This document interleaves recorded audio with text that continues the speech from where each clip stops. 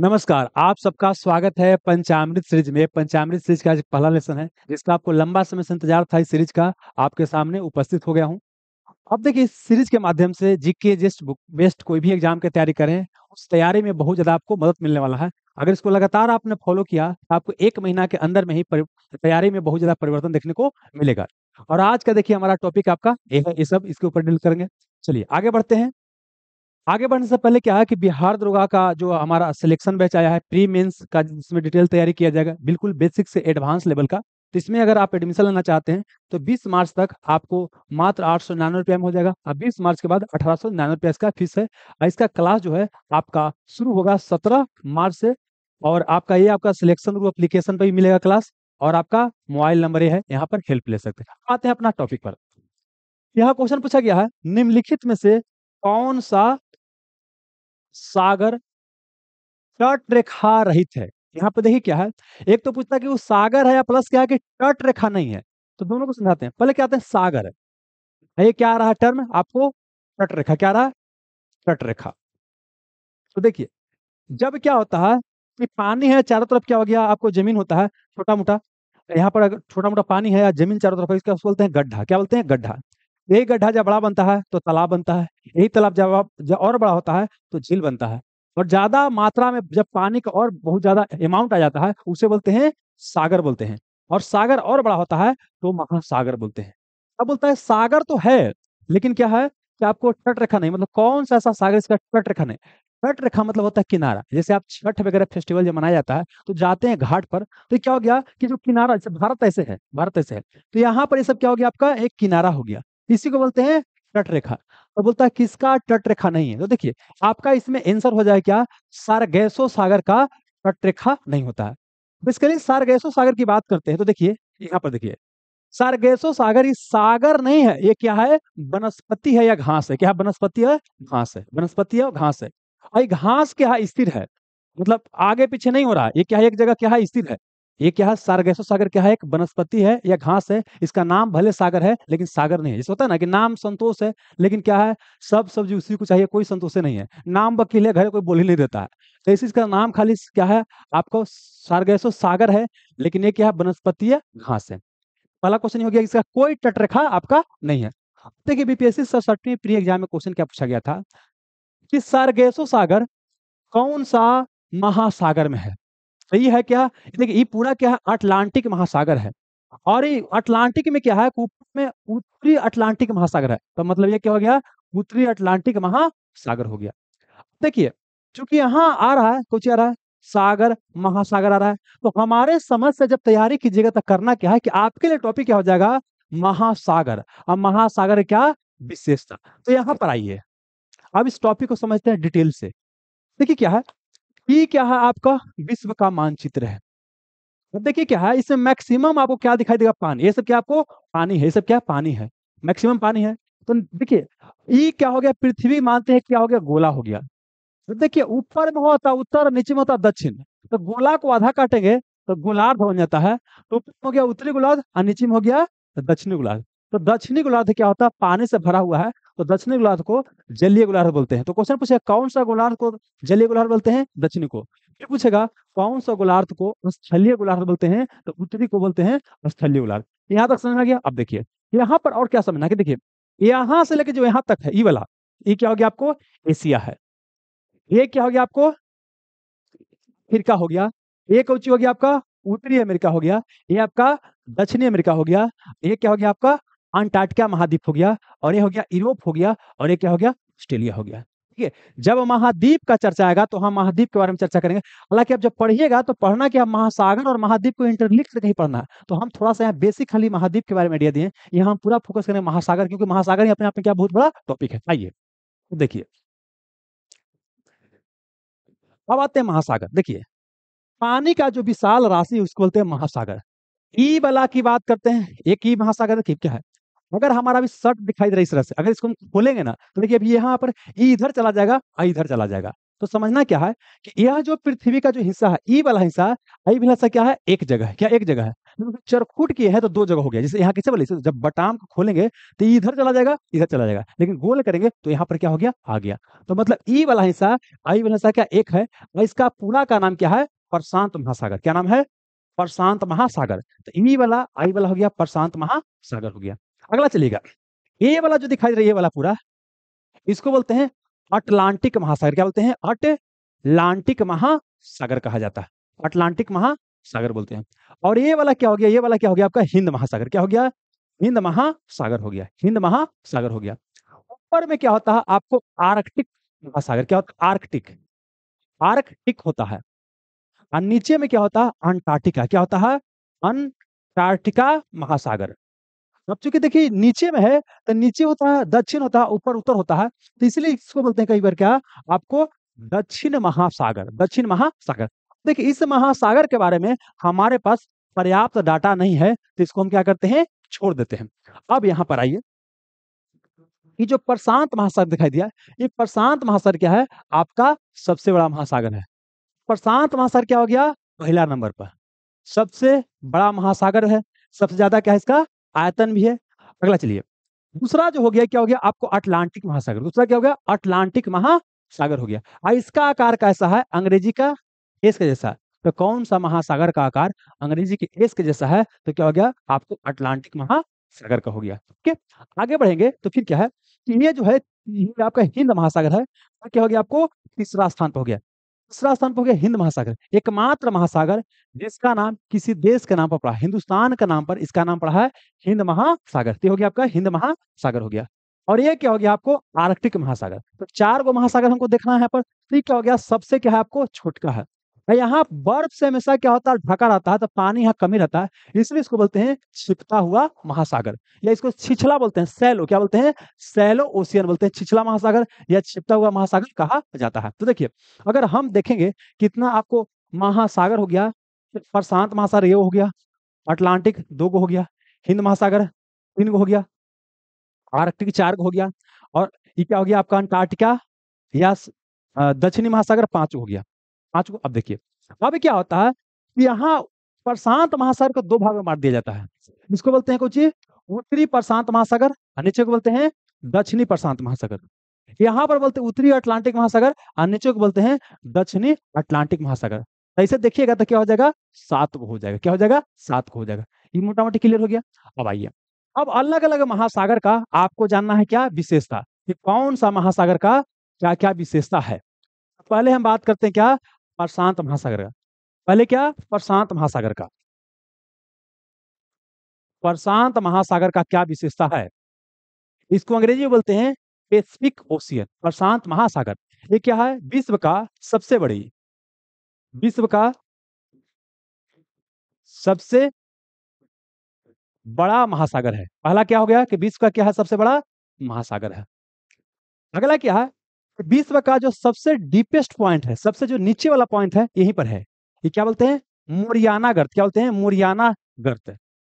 मोरियाना बोलिए, गर्त बोलिए, या इसी को खाई बोलिए। इसी का नाम है चैलेंजर। क्या नाम है, चैलेंजर गर्त है, चैलेंजर गर्त है।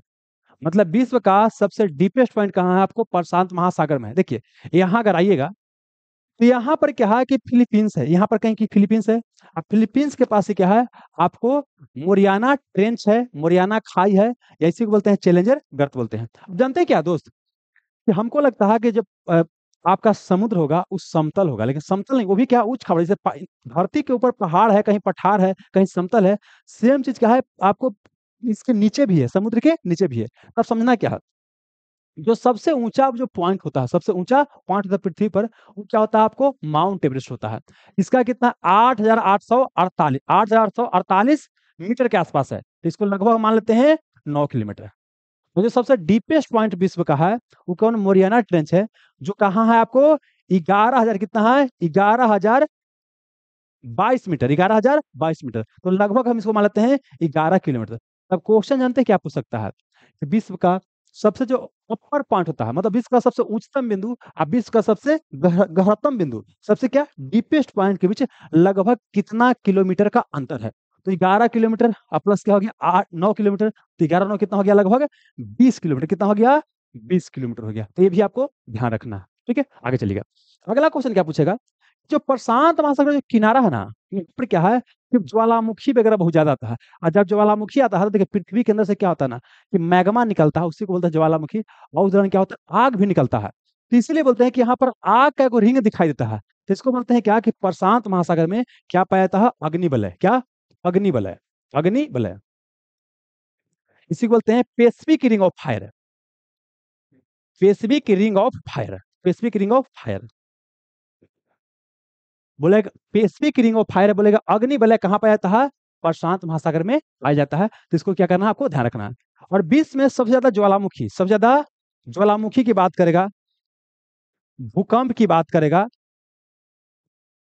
तो ये सब क्या आता है, आपको प्रशांत महासागर के तटवर्ती इलाका में आता है। और खास कर कोई देश पूछ लेगा तो यहाँ पर क्या आपका जापान है, यहाँ पर क्या आपको जापान है। ये क्या होता है, आपको ज्वालामुखी वगैरह से, भूकंप वगैरह से क्या होता है, ज्यादा प्रभावित आपका होता है। लेकिन अगर पूछेगा अ, यहाँ पूछेगा कौन सा महासागर, तो प्रशांत महासागर। अगला क्या है कि यहाँ पर क्या है, कई सारा क्या है आपको प्रवाल भित्ति, क्या प्रवाल भित्ति, इसको बोलते हैं कोरल रीफ। क्या बोलते हैं, कोरल रीफ बोलते हैं। तो यहाँ पर प्रशांत महासागर में बहुत सारा कोरल रीफ पाया जाता है। और विश्व का जो सबसे बड़ा कोरल रीफ है, यहाँ पाइए, यहाँ पर, हाँ, ये क्या है आपको देखिए, ऑस्ट्रेलिया है। और यहाँ पर क्या है, ग्रेट बैरियर रीफ। ऑस्ट्रेलिया के बोलिए कहाँ, इस साइड में कहा हो जाएगा आपका, पूरब हो जाएगा, या बोलेंगे क्या बोलेंगे, इधर क्या हो जाएगा, आपको बोलेंगे उत्तर पूरब बोलेंगे या खाली पूरब बोलिए। यहाँ पर है कोची, आपका क्यूसलैंड नामक राज है, तो इसके उत्तर पूर्व में या पूरब में बोलेंगे क्या है आपको, ग्रेट बैरियर रीफ, बृहद प्रवाल भित्ति। विश्व का सबसे बड़ा प्रवाल भित्ति का ऊंची होता है बृहद प्रवाल भित्ति या ग्रेट बैरियर रीफ। ये कहाँ पाया जाता है, आपको ऑस्ट्रेलिया के इस हिस्सा में। तो इसकी ऐसे मैप देखिएगा ना, तो इन्हें क्या होता है, उत्तर होता है, इन्हें क्या होता है आपको पूरब होता है। आई साइड में उत्तर पूरब पढ़ते हैं, क्या पढ़ते हैं, उत्तर पूरब पढ़ते हैं, इसलिए बोलते हैं कि ऑस्ट्रेलिया के क्या उत्तर पूरब में आपको ये पाया जाता है। ये भी हो गया कि बृहद प्रवाल भित्ति पाया जाता है, कहाँ चला गया, यहाँ ही है, हाँ। तो क्या हो जाएगा आपको, बृहद प्रवाल भित्ति पाया जाता है। तो देखिए प्रशांत महासागर से इतना आपको पता होना चाहिए था कम से कम। अब आइए, अब दूसरा पर कहाँ चलेंगे, अटलांटिक। कहाँ चलेंगे, अटलांटिक, बुझिए, हाँ। अब कहाँ चलेंगे, अटलांटिक, अटलांटिक महासागर। तो देखिए ये अब क्या हो गया, अटलांटिक महासागर ये वाला हो गया। तो ये क्या, इसका आकार कैसा है, आपका उल्टा एस के जैसा। क्या हो गया, उल्टा एस के जैसा। तो पहला क्वेश्चन क्या, इसका आकार कैसा, उल्टा एस के जैसा। अगला क्या बोले कि देखिए ये प्रशांत, ये जो अटलांटिक महासागर है, इसको दो भाग में बांटते हैं, उत्तरी अटलांटिक और दक्षिणी अटलांटिक। यहाँ पर क्या है, आपको सारगैसो नामक सागर पाया जाता है। तो पूछेगा सारगैसो नामक सागर जो होता है कहाँ पाया जाता है, तो अटलांटिक में। कहाँ, अटलांटिक में। रुकिए यहाँ पर दोस्त, हाँ, क्या बोले कि यहाँ पर क्या पाया जाता है, सारगैसो सागर पाया जाता है। कौन में, उत्तरी में। पूछे बीपीएससी में पूछा गया कौन अटलांटिक में, उत्तरी अटलांटिक में, उत्तरी अटलांटिक में। रुकिए, उत्तरी अटलांटिक में पाया जाता है। ये क्या है, विश्व का सेकेंड सबसे क्या है, बड़ा महासागर है। ठीक है, अगर इसका आकार कैसा है, एस के जैसा है, सारगेसो सागर पाया जाता है। और वहीं पर क्या है कि यहाँ पर बरमूडा ट्रिंगल, यहाँ पर क्या पाया जाता है आपको, बरमूडा ट्रिंगल यहीं पे पाया जाता है। तो पूछेगा बरमूडा ट्रिंगल प्रशांत महासागर पाया जाता है, अटलांटिक महासागर में पाया जाता है, तो कहाँ, उत्तरी के दक्षिणी, तो कहाँ, उत्तरी में। जानते हैं बरमूडा ट्रिंगल की विशेषता क्या है, इसके पास चुंबकीय गुण बहुत ज्यादा है। तो लोहा के कोई भी सामान अगल अगल पार होता है, नाव पार हो, जहाज पार हो, ऊपर भी जाना ना, उसको तीर लेता है। चूंकि तीर लता तो बहुत पहले लोग मानते थे कि भूत रहता है, इसलिए इसका नाम तो दिया गया राशि त्रिभुज, राशि त्रिभुज या डेविल्स ट्रिंगल। तो यहाँ पर क्या है आपको बताइए, आइए, यहाँ पर क्या हुआ आपको, बरमूडा ट्रिंगल। क्या है, बरमूडा ट्रिंगल बोलिए, त्रिभुज बोलिए, या क्या बोलिए, डेविल्स, क्या बोलिए, डेविल्स ट्रिंगल, यहाँ पर ही पाया जाता है। क्लियर हो गया। अब देखिए जैसे प्रशांत महासागर बता रहे थे, तो वहां पर बताए थे कि वहां पर आपका मोरियाना ट्रेंच पाया जाता है। तो यहाँ पर क्या है, प्यूटो रिको, क्या है, प्यूटो, रुकिएगा, प्यूटो रिको, प्यूटो रिको गर्त या प्यूटो रिको खाई कहाँ पाया जाता है, आपका अटलांटिक महासागर में पाया जाता है। तो इतना क्वेश्चन कम से कम यहाँ अटलांटिक महासागर से पता होना चाहिए था। अब ये कहाँ पर, हिंद महासागर। कहाँ, ये हिंद महासागर। ये देखिए ये क्या हो गया आपका, हिंद महासागर। ये हो गया हिंद महासागर। तो हिंद महासागर में क्या है, ये एरिया को बोलते हैं, ये भारत है, ये एरिया क्या बोलते हैं, बंगाल खाड़ी, इस साइड को बोलते हैं अरब सागर कहा जाता है। ठीक है, अब देखिए यहाँ पर क्या है कि विश्व का तो पहले क्या बोले कि तीसरा महासागर है। फिर क्या बोले कि आपका यहाँ पर देखिए, यहाँ पर है 90 डिग्री ईस्ट, क्या बोलते हैं 90 डिग्री ईस्ट रीज। पूछेगा कि 90 डिग्री ईस्ट रीज क्या है? एक तरह का पर्वत श्रृंखला है। ये कहाँ है? हिंद महासागर। कहाँ है? हिंद महासागर में है। यहीं पर क्या है कि आपको अमेरिका का डियागो गार्सिया नामक क्या है आपका बोल सकते हैं कि नौसैनिक अड्डा है। नौसैनिक वहां जो बेस है, यहाँ पर डियागो गार्सिया, देखिए बेसिकली क्या है, ये यहाँ पर एक कंट्री है जिसका नाम है मॉरिशस। क्या है? मॉरिशस है। इस सब एरिया पहले इंग्लैंड कब्जा कर लेता। तो यहाँ पर एक द्वीप है जिसका नाम है क्या है? Diego Garcia. तो उस पर भी इंग्लैंड कब्जा कर लेता है। इंग्लैंड जब यहाँ से जाने लगा तो अमेरिका को दे दिया। यहाँ पर नौसैनिक अड्डा बना के अपना रखे हुए है। हालांकि बोल सकते हैं कि यह जो आपको आपको जो डियागो गार्सिया है जो द्वीप है, इसके ऊपर क्या है मॉरिशस अपना दावा ठोकता है, लेकिन इंग्लैंड बोलता है कि हमारा है। अमेरिका के यहाँ क्या है? नौसैनिक अड्डा है। देखिए, भारत के लिहाज से अमेरिका यहाँ तो अच्छा, जानते क्यों? क्योंकि देखिए चाइना बहुत ही क्या है, भारत के ऊपर दबाव डालने का हर तरह से प्रयास कर रहा है। अब वर्तमान में भारत और अमेरिका का संबंध अच्छा है, तो इससे भारत में क्या है, बेनिफिट अभी वर्तमान में है। तो याद रखिएगा, डियागो गार्सिया कहाँ? हिंद महासागर में। अब देखिए, प्रशांत महासागर का सबसे जो गहरा गर्त था आपका मोरियाना ट्रेंच था। अटलांटिक का आपका सबसे प्यूर्टो रिको था। इसका क्या यहाँ पर है इंडोनेशिया के बगल में क्या है? सुंडा। क्या है? सुंडा ट्रेंच। सुंडा ट्रेंच, सुंडा गर्त जो है आपका हिंद महासागर का सबसे क्या है गहरा गर्त है, तो ध्यान रखिएगा। इसका बोल दिया छिपता हुआ महासागर बोलते हैं। तो इतना कम से कम पता होना चाहिए था। अब आइए देखिए, तो आप लोग ढेर बच्चा को लग रहा है कि बड़ी समय ले लें, तो देखिए समय लग रहा है, लेकिन दोस्त होता है कि अगर ऐसी पढ़िएगा ना तभी सिलेक्शन होगा। इसके बाद दोबारा क्या है, इस टॉपिक को पढ़ने का आवश्यकता आप समान तौर पर नहीं पड़ेगा, लेकिन खाली उड़ी रहिएगा हवा ऐसे नहीं होने, तो कुछ फायदा नहीं होगा। आइए अब देखिए क्या कुछ कुछ और यहाँ पर है। तो सागर तो कंप्लीट कर लिए, महासागर। अब क्या है कि यहाँ जो ऑप्शन में दिया रहता है ना, उसको भी हमको पढ़ना होता है। जब पढ़ते हैं तब तभी आपका तैयारी होगा। तो उत्तरी सागर की बात करते हैं, बाल्टिक सागर और बेरिंग सागर की बात करते हैं। देखिए यहाँ पर आइए, आपको एक मैप यहाँ पर इसको देखिए, पहले ये वाला देखिए, ये जो विश्व का जो मानचित्र है, तो यहाँ देखिए हम क्या बोले कि ई वाला हिस्सा है, ई वाला जो हिस्सा है, आ हिस्सा क्या एक जगह है यहाँ। तो यहाँ पर क्या है आपको बेरिंग सागर, क्या है बेरिंग सागर है। और ऊपर में क्या है? चुक्सी सागर। क्या है? चुक्सी सागर। और यहाँ पर क्या है कि जल संधि, इसका नाम है बेरिंग जल संधि। क्या नाम है? बेरिंग जल संधि। बेरिंग जल संधि। बेरिंग जल संधि। तो बोलिए क्या बोले कि आपका बेरिंग सागर और चुक्सी सागर, बेरिंग सागर और चुक्सी सागर को कौन जोड़ता है? बेरिंग जल संधि। यहीं से क्या है आपको 180 डिग्री देशांतर गुजरता है। 180 डिग्री देशांतर, इस सब के बारे में अगला लेसन में बताएंगे। आप कोई और लेसन आएगा तो ले जानिए कि 180 डिग्री देशांतर को बोलते हैं अंतरराष्ट्रीय तिथि रेखा। एक होता है अंतरराष्ट्रीय समय रेखा, जिसे समय ज्ञात करते हैं। तो अंतरराष्ट्रीय समय रेखा क्या होता है आपका? इंग्लैंड से ई वाला गुजरता है, इसको अंतरराष्ट्रीय समय रेखा बोलते हैं। 0 डिग्री देशांतर बोलते हैं इसको, 0 डिग्री देशांतर बोलते हैं। जबकि अंतरराष्ट्रीय तिथि रेखा की अगर हम बात करते हैं तो 180 डिग्री क्या होता है आपका देशांतर होता है।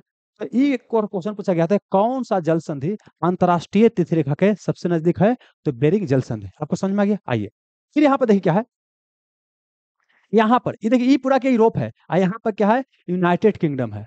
और यहाँ पर क्या है आपको फ्रांस, यहाँ पर क्या है फ्रांस है, यूरोप में फ्रांस है। और यहाँ पर क्या है आपको है, ये जो पतला दिखाई दे रहा है, ये है इंग्लिश चैनल। तो इंग्लिश चैनल जोड़ता है किसको? आपका यहाँ पर कौन हो गया? फ्रांस हो गया। यहाँ पर हो गया यूनाइटेड किंगडम हो गया। इस साइड में है उत्तरी सागर। क्या है? उत्तरी सागर है, उत्तरी सागर है, ठीक है। तो देखिए यहाँ पर क्या है कि जो इंग्लिश चैनल हुआ, और यहाँ पर क्या हुआ आपका एक जल संधि, इसका नाम है डोबर जल संधि। क्या नाम है? डोबर जल संधि। तो डोबर जल संधि उत्तरी सागर को इंग्लिश चैनल से जोड़ता है। तो क्वेश्चन क्या क्या है देखिए, पहला इंग्लिश चैनल किससे जोड़ता है? यानी हो गया कुछ इंग्लैंड हो गया, यूनाइटेड किंगडम हो गया, और कुछ हो गया आपका फ्रांस हो गया। तो फ्रांस और इंग्लैंड को जोड़ता है।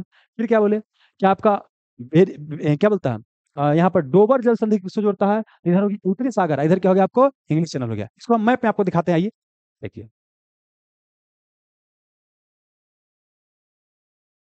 देखिए ये हो गया यूनाइटेड किंगडम दिखाई दे रहा है, ये हो गया आपका फ्रांस हो गया। यहाँ पे इंग्लिश चैनल है, तो दोनों के बीच हो गया इंग्लैंड, और क्या हो गया फ्रांस के बीच हो गया। और यहाँ पे देखिए क्या है उत्तरी सागर हो गया, और यहाँ पे इंग्लिश चैनल था। ये दोनों को जोड़ता है डोबर जल संधि, डोबर जल संधि। अब देखिए हमने एक बार क्या बोला है कि इंग्लैंड बोला है, एक बार यूनाइटेड किंगडम बोला है। इसका मतलब क्या होगा? देखिए ये पूरा एरिया को मिला करके बोलते हैं कुछ। यहाँ पर समझिए, देखिए पहले समझिए क्या यहाँ पर जानते हैं, रुकिए, यहाँ पर यहाँ पर क्या है आपको? वेल्स है, इधर कुछ है इंग्लैंड है। वेल्स इंग्लैंड हो गया, और ऊपर में क्या स्कॉटलैंड है। क्या बोले आपका? यहाँ पर बोले कुछ वेल्स, और क्या बोले इंग्लैंड है, और ऊपर में है स्कॉटलैंड। यही बात तीनों को मिला के बोलते हैं कुछ आपका ग्रेट ब्रिटेन। क्या बोलते हैं? ग्रेट ब्रिटेन बोलते हैं, ग्रेट ब्रिटेन बोलते हैं, ग्रेट ब्रिटेन हो गया। अब क्या है कि देखिए यहाँ पर एक देश है, इसका नाम है क्या, आयरलैंड। पहले पहले पूरा एरिया पे ही कब्जा कर लेता, अब क्या हुआ है कि नीचे वाला जो एरिया है, ये वाला एरिया, ये क्या हो गया आपका, आजाद, क्या हो गया, आजाद हो गया। और ये आयरलैंड नामक कंट्री बन गया है, जहाँ के एनी बिसन कहाँ के थी, आयरलैंड का, क्योंकि उत्तर वाला जो हिस्सा है, ये वाला जो हिस्सा है, इस पर इसी का कब्जा है। तो मतलब कि जब ग्रेट ब्रिटेन में उत्तरी आयरलैंड को जोड़ते हैं, तब बनता है यूनाइटेड किंगडम। क्या बोलता है, यूनाइटेड किंगडम बनता है। यहाँ तक समझ में आ गया। चलिए, तो आपको समझ में आ गया कि उत्तरी सागर कहाँ पर, यहाँ पर है आपका उत्तरी सागर है। मछली पालन के लिए सब क्या है, प्रसिद्ध है। आगे आइए। अब एक और ऑप्शन में था बाल्टिक सागर। तो देखिए, ये बाल्टिक सागर यहाँ पर दिखाई दे रहा है, क्या हो गया, बाल्टिक सागर हो गया। ये आपका क्या है, बाल्टिक सागर है। और यहाँ पर क्या है, गल्फ ऑफ बोथनिया है। ये क्वेश्चन पूछा गया है, गल्फ ऑफ बोथनिया किसके बीच है, तो यहाँ पर फिनलैंड है, यहाँ पर क्या, स्वीडन है। गल्फ ऑफ बोथनिया है आपका फिनलैंड और स्वीडन के बीच है। देखिए यहाँ बाल्टिक सागर है ना, तो यहाँ पर तीन कंट्री है, एक है एस्टोनिया, लताविया, लिथुआनिया। एक और क्वेश्चन पूछा गया है कि बाल्टिक, बाल्टिक देश किसे कहते हैं। बाल्टिक सागर के पास जो तीन को प्रमुख देश है, उसको बोलते हैं बाल्टिक देश बोलते हैं। तो कौची कौची है बोलिए, एस्टोनिया, एस्टोनिया हो गया। फिर क्या बोलिए आपका, लाताविया, क्या हो गया, लाताविया हो गया। अब फिर क्या हो गया आपका, लिथुआनिया, लिथुआनिया। अब जानते हैं दोस्त क्या करना है, कि भुला जाइएगा, आपको क्या करना, सबके पहले लेटर निकाल लीजिए। तो ए ला ली, ए लाली, ए से एस्टोनिया, ला से लताविया, ली से लिथुआनिया, लिथुआनिया। ये क्या हो गया आपको, बाल्टिक कंट्री। बाल्टिक कंट्री कैसे याद रखेंगे, ए लाली, काला ली, ए लाली, ए लाली। ई वाला क्या हो गया, पहला क्वेश्चन। देखिए, पहला क्वेश्चन से इतना सारा इन्फॉर्मेशन आपको पता होना चाहिए। अगर इस तरह से तैयारी करते हैं तो आप सही डायरेक्शन में जा रहे हैं, अदरवाइज सही डायरेक्शन में भी नहीं पकड़े हैं। आइए, अब अगला क्वेश्चन पूछा गया है कि परमाणु रिएक्टर में ईंधन के रूप में किसका प्रयोग किया जाता है। क्या बोलता है, परमाणु रिएक्टर में ईंधन के रूप में किसका इस्तेमाल किया जाता है। तो पहले समझिए क्या है, ये आपका टॉपिक क्या हो गया, ये हो गया क्या, आपको नाभिकीय अभिक्रिया टॉपिक हो गया। परमाणु रिएक्टर पहला टॉपिक हो गया, इसको और ब्रेक कीजिएगा तो क्या हो जाएगा, नाभिकीय रिएक्टर। नाभिकीय रिएक्टर हो गया, नाभिकीय अभिक्रिया। नाभिकीय अभिक्रिया भी क्या होता है, दो तरह का होता है, एक होता है नियंत्रित नाभिक, एक होता है नाभिकीय विखंडन, एक होता है नाभिकीय संलयन। क्या होगा, नाभिकीय संलयन। और उसमें भी क्या होता है, फिर आगे होता है, फिर परमाणु बम क्या होता है, हाइड्रोजन बम क्या होता है। यहाँ सब क्या करना है, आपको पढ़ने का प्रयास करना है। आइए, सबसे पहले समझते हैं क्या, नाभिक। क्या समझते हैं, नाभिक। देखिए, ये क्या होता है आपको, परमाणु। अब परमाणु के आपका सेंटर में होता है नाभिक। जैसे हमारा शरीर हो गया, यहाँ पर क्या हो गया, नाभि हो गया। ऐसे यहाँ पर क्या होता है, ये आपको परमाणु है। अब परमाणु के सेंटर में होता है नाभिक, और यहाँ पर नाभिक में होता है न्यूट्रॉन और प्रोटॉन। क्या होता है, न्यूट्रॉन और प्रोटॉन होता है, और इसको मिला के बोलते हैं न्यूक्लियन। क्या बोलते हैं, न्यूक्लियन बोलते हैं। और इलेक्ट्रॉन जो होता है, चारों तरफ क्या होता है, चक्कर लगाता रहता है, चारों तरफ चक्कर लगाता रहता है। अब समझना क्या है, ये जो नाभिक है ना, नाभिक, ये नाभिक में क्या होता है, पूरा ऊर्जा होता है। नाभिक से क्या होता है, ऊर्जा। देखिए, नाभिक में जो समझिए एक और चीज, ये जो न्यूट्रॉन होता है, न्यूट्रॉन, इस कोई चार्ज नहीं होता है। मतलब यह क्या होता है, आवेशहीन। क्या होता है, आवेशहीन, आवेशहीन होता है, आवेशहीन होता है, इस पर कोई चार्ज नहीं होता है। अब पी से प्रोटॉन, अब पी से क्या हो गया, पॉजिटिव चार्ज होता है। इलेक्ट्रॉन पर क्या होता है, आपको निगेटिव चार्ज होता है। ये 3 पॉइंट क्लियर रखिए, आगे समझ में बताएंगे तो वहां समझाने के लिए इस्तेमाल आएगा। प्रोटॉन पर पॉजिटिव, पॉज से प्रोटॉन, पॉज से पॉजिटिव, न से न्यूट्रॉन, न से नो चार्ज। आई से हो गया इलेक्ट्रॉन, इस पर क्या होता है, आपको निगेटिव चार्ज होता है। अब देखिए, न्यूक्लियस, इसको बोलते हैं नाभिक बोलते हैं, न्यूक्लियस बोलते हैं। इन न्यूक्लियस में पूरा एनर्जी होता है।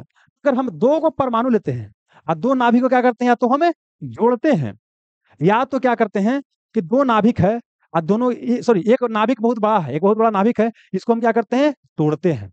देखिए, अगर हम जोड़ेंगे दो दो को परमाणु के नाभिक को, तो वहां पर भी एनर्जी निकलेगा। और जब इसको क्या करेंगे, तोड़ेंगे ये ओके, तो वहां पर भी एनर्जी निकलेगा। लेकिन आप समझिएगा खुद, देखिए, कोई को तोड़ना हो, घर को तोड़ना बड़ा आसान होता है, लेकिन अगर घर को जोड़ना हो, नहीं होता है कि लड़ाई झगड़ा घर में होता रहता है, उसको मिला के रखना सबको, तो कितना मेहनत लगता है। लेकिन किसी को तोड़ना, दो बात बोल दिए, तोड़ा मैं इसे कह रहा था, लड़ जाता तुरंत है। अब यहाँ पे इसको अप्लाई कीजिए, यहाँ पर होता है क्या, देखिए, सेम तरह के चार्ज रहेगा तो रिपेल करता है, प्रतिकर्षित करता है। ये गुण क्या होता है कि अगर लड़का लड़का रहेगा तो इसके बीच दोस्ती क्या होगा, नहीं होगा। एक लड़की एक लड़का आ जाए, देखिए कैसे एकदम तुरंत दोस्ती हो जाता है। वैसे क्या है कि प्लस प्लस चार्ज रहेगा तो एक दूसरे को दूर भगाएगा, निगेटिव नेगेटिव रहेगा दूर भगाएगा। लेकिन एगो प्लस एगो नेगेटिव, बोले क्या आ जा रहे, तुझे प्यार है, पुकार है, नजदीक बुला लेगा। अब यहाँ पर समझना क्या, देखिए, दो नाभिक है, नाभिक दो है, दो परमाणु है। तो यहाँ पर क्या है कि यहाँ पर पॉजिटिव चार्ज होगा, क्योंकि यहाँ पर नाभिक के अंदर न्यूट्रॉन प्रोटॉन है, यहाँ पर भी चार्ज होगा। अब इसको दोनों को क्या करना है, जोड़ना है। तो जोड़ने में लगता है एनर्जी बहुत ज्यादा। जोड़ने को बोलते हैं कुछ नाभिकीय संलयन अभिक्रिया। क्या बोलते हैं? नाभिकीय संलयन बोलते हैं, नाभिकीय संलयन बोलते हैं। और जब एक नाभिक को तोड़ेंगे, और तोड़ के क्या करेंगे, तोड़ेंगे तो क्या होगा, फिर छोटा छोटा नाभिक में क्या होगा, बदलेगा, एनर्जी रिलीज होगा, इसको बोलते हैं नाभिकीय विखंडन। क्या बोलते हैं? नाभिकीय विखंडन। अब इसको और समझाते हैं, देखिए क्या बोले। हमने बोला क्या कि नाभिक के अंदर होता है एनर्जी। अब नाभिक जोड़ रहे हैं कि नाभिक तोड़ रहे हैं, उसके आधार पे क्या होता है, आपका नाभिकीय रिएक्शन होता है। तो हमने क्या बोला कि नाभिकीय रिएक्शन के आधार पर क्या होता है, आपका दो तरह का, एक क्या बोले आपका नाभिकीय संलयन। क्या बोले? नाभिकीय संलयन। एक क्या होता है, नाभिकीय विखंडन। नाभिकीय विखंडन होता है, नाभिकीय विखंडन होता है। अब देखिए, संलयन को बोलते हैं fusion, nuclear fusion, nuclear fusion बोलते हैं। अब विखंडन को बोलते हैं न्यूक्लियर फिजन। क्या बोलते हैं? न्यूक्लियर फिजन बोलते हैं। अब यहाँ पर समझिए, पहले आपको नाभिकीय संलयन को समझाते हैं। देखिए, यहाँ पर क्या होता है कि दो गो हल्का हल्का नाभिक क्या होता है, जुड़ के बड़का नाभिक में बदलता है, और उसके बाद क्या होता है, यहाँ पर एनर्जी रिलीज होता है। क्या बोले?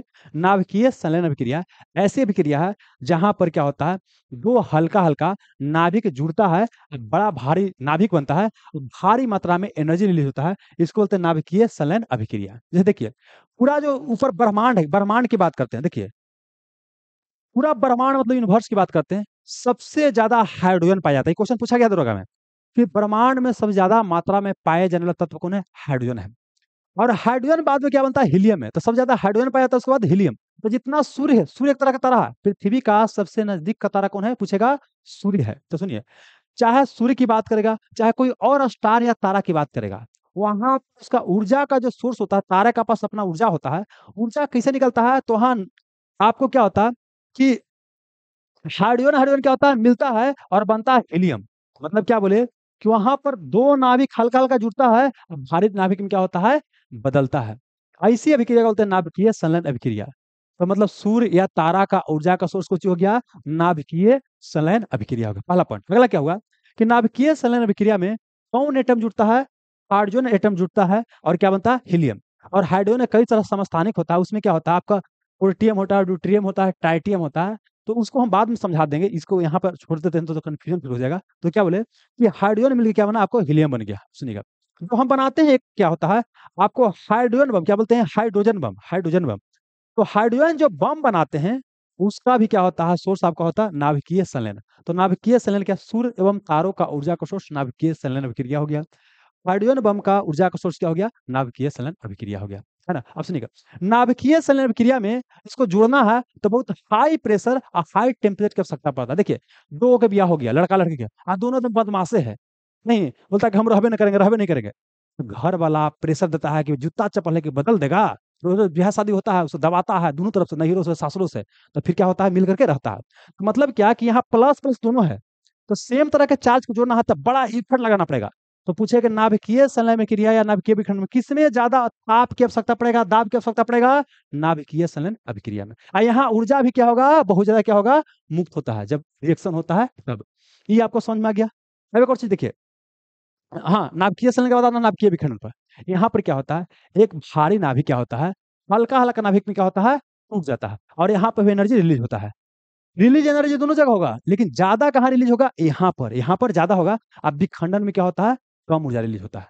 अब सुनिएगा, जो नाभिकीय विखंडन रिएक्शन होता है ना, इसका प्रयोग करके क्या करते हैं, परमाणु बम। क्या करते हैं, परमाणु बम बनाते हैं। तो देखिए, नाभिकीय विखंडन जो अभिक्रिया अगर हो रहा है, इसको और समझाते हैं। देखिए, नाभिकीय विखंडन जो अभिक्रिया हो रहा है, तो ये भी होता है दो तरह का। देखिए, मैं क्या बोले कि देखिए, अगर नाभिक को तोड़ना है ना तो अपने से नहीं टूटता है। यहाँ पर क्या है कि मंद गति के न्यूट्रॉन क्या करते हैं, मंद गति के क्या करते हैं, न्यूट्रॉन से प्रहार करवाते हैं। जब प्रहार करवाते हैं तो क्या होता है कि नाभिक क्या होता है, टूटता है। और टूटने के बाद क्या होता है कि यहाँ पर तीन को क्या हुआ, न्यूट्रॉन क्या हुआ, तीन को न्यूट्रॉन निकलेगा। आई तीन को क्या करेगा, फिर तोड़ेगा, मतलब एक न्यूट्रॉन तीनों का तोड़ तीन को निकालेगा। तो तीन तिया नौ, नौ तिया 27, 27 इक्यासी, 81 तिया, ऐसी एक रिएक्शन बन जाता है, उसको बोलते हैं चेन रिएक्शन। क्या बोलते हैं, चेन रिएक्शन। अब समझिए क्या है कि यह जो विखंडन की अभिक्रिया हो रहा है, तो जो परमाणु बम जो हम बनाते हैं उसी वही तो होता है कि भाई लगातार हो रहा है, लगातार हो रहा है, विखंडन हो रहा है। परमाणु बम में क्या होता है, नाभिकीय विखंडन अभिक्रिया। क्या होता है, नाभिकीय विखंडन होता है। अब आप सोच के देखिए, यहाँ पर क्या हो रहा है कि एक न्यूट्रॉन इस पर बम्बार्ड किया है नाभिक पर, तो तीन को न्यूट्रॉन बनाया।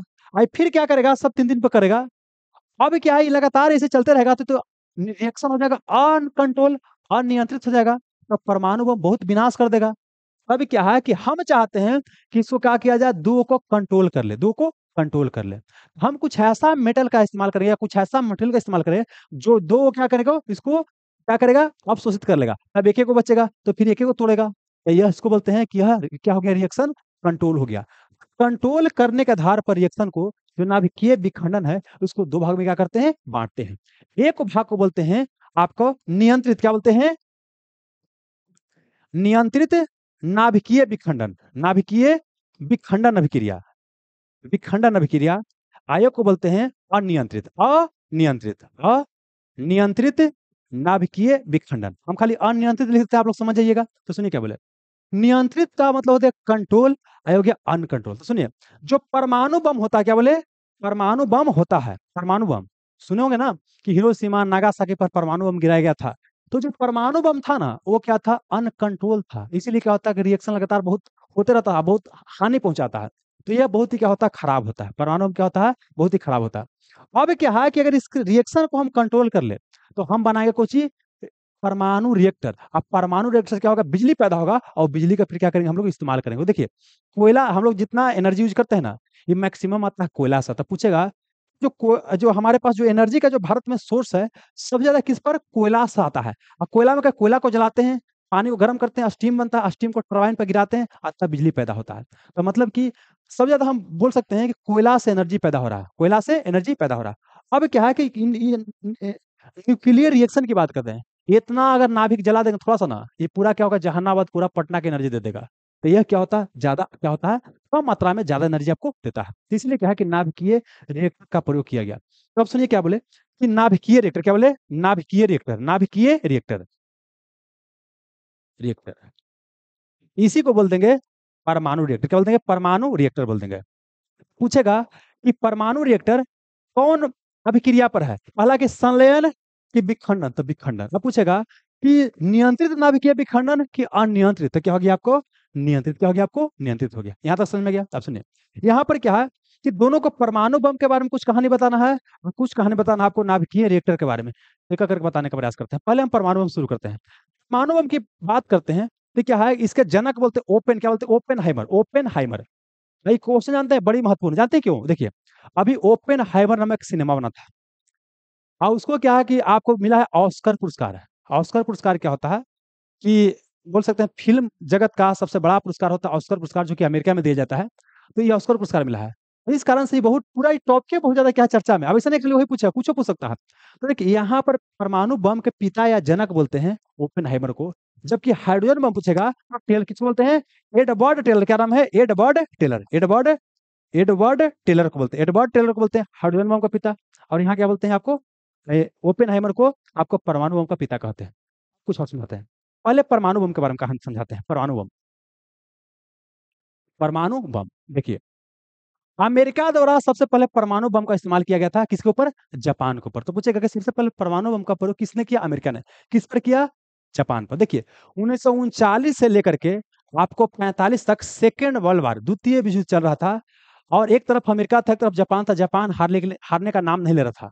तो इसीलिए क्या किया, उसके ऊपर परमाणु बम गिरा दिया गया। अब परमाणु बम गिराने के बाद फिर जापान ने क्या किया, मतलब बोल सकते हैं समर्पण कर दिया अमेरिका के सामने। तो यहाँ समझना क्या है कि जो परमाणु बम की बात करते हैं, पूछेगा कि जो परमाणु बम गिराया गया था, ये सबसे पहला परमाणु बम कब गिराया गया, आज सेकेंड नंबर का। तो सुनिए, सबसे पहला बार परमाणु बम बात करते हैं 6 अगस्त, 6 अगस्त 1945 को। ये सब क्वेश्चन पूछेगा अलग अलग तरीका से। अगला क्या, 9 अगस्त, मतलब 6 पलट दीजिए तो 9 हो जाएगा। तो अगला क्या, 9 अगस्त 1945। देखिए, यहाँ पर क्या है कि हिरोशिमा पर, कहाँ गिराया गया, हिरोशिमा पर, हिरोशिमा पर।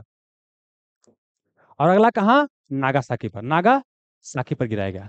देखिए, यहाँ से कई सारा क्वेश्चन निकलेगा, हम सबको एक जगह आपको समझाएंगे। थोड़ा सा आप लोग खाली पेशेंस रखिएगा, उबियाइएगा नहीं।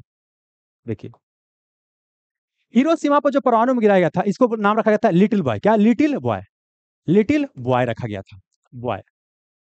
और यहाँ पर जो परमाणु बम गिराया गया था, उसका नाम रखा गया था फैटमैन, फैटमैन रखा गया था। और यहाँ पर क्या है, यूरेनियम का प्रयोग किया गया था। यहाँ पर किसका, प्लूटोनियम का, प्लूटोनियम का प्रयोग किया गया था। तो बोले यहाँ पर प्लूटोनियम, क्या बोले आपको, रुकिए थोड़ा सा। प्लूटोनियम का प्रयोग किया गया था। अब क्वेश्चन क्या क्या बनेगा सुनिए, इस दरोगा में क्वेश्चन क्या पूछा गया है, विश्व का पहला परमाणु आपदा कब आया था? देखिए, जो जापान जापान के जो हिरोशिमा शहर पर अमेरिका ने जो बम गिराया था, ये परमाणु का पहला घटना आपदा हुआ था। आपदा मतलब अचानक से कुछ घटित हो गया, तो यह क्या था, विश्व का पहला परमाणु आपदा। ये क्या है, विश्व का आपका दूसरा परमाणु आपदा हो गया। पहला परमाणु बम 6 अगस्त को गिराया गया, कहाँ, हिरोशिमा पर। इसका रखा गया लिटिल। अब अगला गिराया गया नागासाकी पर, यहाँ पर रखा गया फैटमैन। अब भुलाइएगा, पूछता है कि पहले कौन हो, बाद में कौन, तो याद कीजिए। पहले छोटका गिरा के देखा गया, लिटिल लिटिल लिटिल लिटिल गिरा के देखा, लिटिल मतलब छोटा गिरा के देखा। ओकरो से नहीं माना तो बोला कि आपके बड़का गिराएंगे, फैट गिराएंगे। तो पहला क्या, लिटिल, और बाद में क्या, फैट। अब आपसे क्वेश्चन पूछा गया कि जब 6 अगस्त 1945 को हिरोशिमा पर जो लिटिल बॉय बम गिराया गया था, उसमें कौन सा नाभिक का प्रयोग किया गया था, किस समस्थानिक का प्रयोग किया गया था? तो यहाँ पर यूरेनियम का, दूसरा में किसका, प्लूटोनियम का। तो यहाँ भुलाइएगा किस पर यूरेनियम, किस पर प्लूटोनियम, तो इसको ऐसे याद कीजिए, यूपी। यूपी, यूपी, पहले यू और बाद में क्या, पी। तो पहले यूरेनियम का इस्तेमाल किया गया था, और बाद में क्या हो गया, आपको प्लूटोनियम का प्रयोग किया गया था।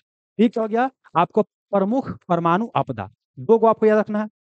अब सुनिए, बिहार दुर्गा एग्जाम में क्या देखा गया है कि और भी टॉपिक से इससे क्वेश्चन आ रहा है, उसको भी परमाणु आपदा को हम यहीं पे क्या करते हैं, आपको बताने का प्रयास करते हैं। सुनिए, एक आपने नाम सुना होगा, यूक्रेन, नाम सुना, यूक्रेन। यूक्रेन, यूक्रेन में क्या है कि चेरनोबिल, क्या बोले, चेरनोबिल, चेरनोबिल। चेरनोबिल में क्या था कि परमाणु रिएक्टर बनाया गया था। पहले देखिए, यूक्रेन पहले सोवियत संघ का पार्ट हुआ करता था। तो बाद में क्या, 1991 में टूट गया सोवियत संघ, तो क्या हो गया, अलग हो गया। तो वर्तमान में क्या है, रूस उसका सबसे बड़ा पार्ट है। और रूस और यूक्रेन के बीच लड़ाई चल रहा है, तो ये भी क्वेश्चन आ सकता है। तो चेरनोबिल परमाणु दुर्घटना कहाँ घटित हुआ था, यूक्रेन में हुआ था। ये कब, 1986 में, 1986 के आसपास, 1986 के आसपास घटित हुआ था। ये कहाँ, यूक्रेन में। एक और क्या है आपका, फुकुशिमा, क्या है, फुकुशिमा। फुकुशिमा परमाणु दुर्घटना, ये आपका 2011 में घटित हुआ था, कहाँ, जापान में। कहाँ, जापान में, जापान। ये परमाणु रिएक्टर में क्या था, लीकेज हो गया था, इस कारण से बहुत सारा बोल सकते हैं कि परेशानी आ गया था। तो बोलिए क्या, यूक्रेन में चेरनोबिल हो गया, जापान में क्या हो गया, फुकुशिमा हो गया। एक और देखिए, परमाणु आपदा तो नहीं है, लेकिन यहां से भी क्वेश्चन आता है। देखिए, भारत में क्या हुआ था, मध्य प्रदेश के भोपाल में, क्या, मध्य प्रदेश के भोपाल में, इसको बोलते हैं भोपाल गैस त्रासदी। क्या बोलते हैं, भोपाल गैस त्रासदी। भोपाल गैस त्रासदी घटना हुआ था। ये दो दो दो दिसंबर, क्या था, 2 दिसंबर को रात को, 2 दिसंबर को रात को हुआ था। 2 दिसंबर 1983 शायद हुआ था। इसको हम थोड़ा सा देखिए, इसको थोड़ा सा डेट वेरीफाई कर लीजिए, हमको ध्यान नहीं आ रहा है। क्या बोले, 2 दिसंबर 1983 को हुआ। ऐसा करते हैं, थोड़ा सा देख लेते हैं, क्योंकि देखिए, गलती बताने से अच्छा है, रुकिए थोड़ा सा। भोपाल,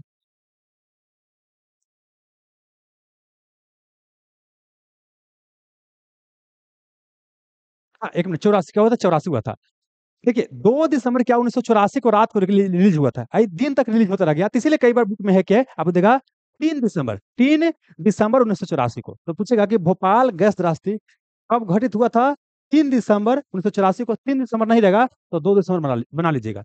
पूछेगा वो कौची के फैक्ट्री था, फैक्ट्री था यूनियन कार्बाइड। किसका था, यूनियन कार्बाइड का फैक्ट्री था, यूनियन कार्बाइड का फैक्ट्री था। और पूछेगा कौन सा गैस रिलीज हुआ था, तो मिक। मिक का फुल फॉर्म पूछता है तो होता है methyl isocyanide, methyl isocyanide, methyl isocyanide होता है। देखिए क्या क्या क्वेश्चन आएगा दोस्त। भोपाल गैस त्रासदी घटना कहाँ हुआ था, भारत में, कहाँ, मध्य प्रदेश में, कहाँ, भोपाल में, कितनी तारीख को, 3 दिसंबर 1984 को। अगला पूछेगा कि यहाँ कौची के फैक्ट्री था, यूनियन कार्बाइड का फैक्ट्री था। कौन सा गैस रिलीज हुआ था, तो कौची, मिक, MIC। मिक का फुल फॉर्म क्या होता है, मिथाइल आइसोसाइनाइड होता है।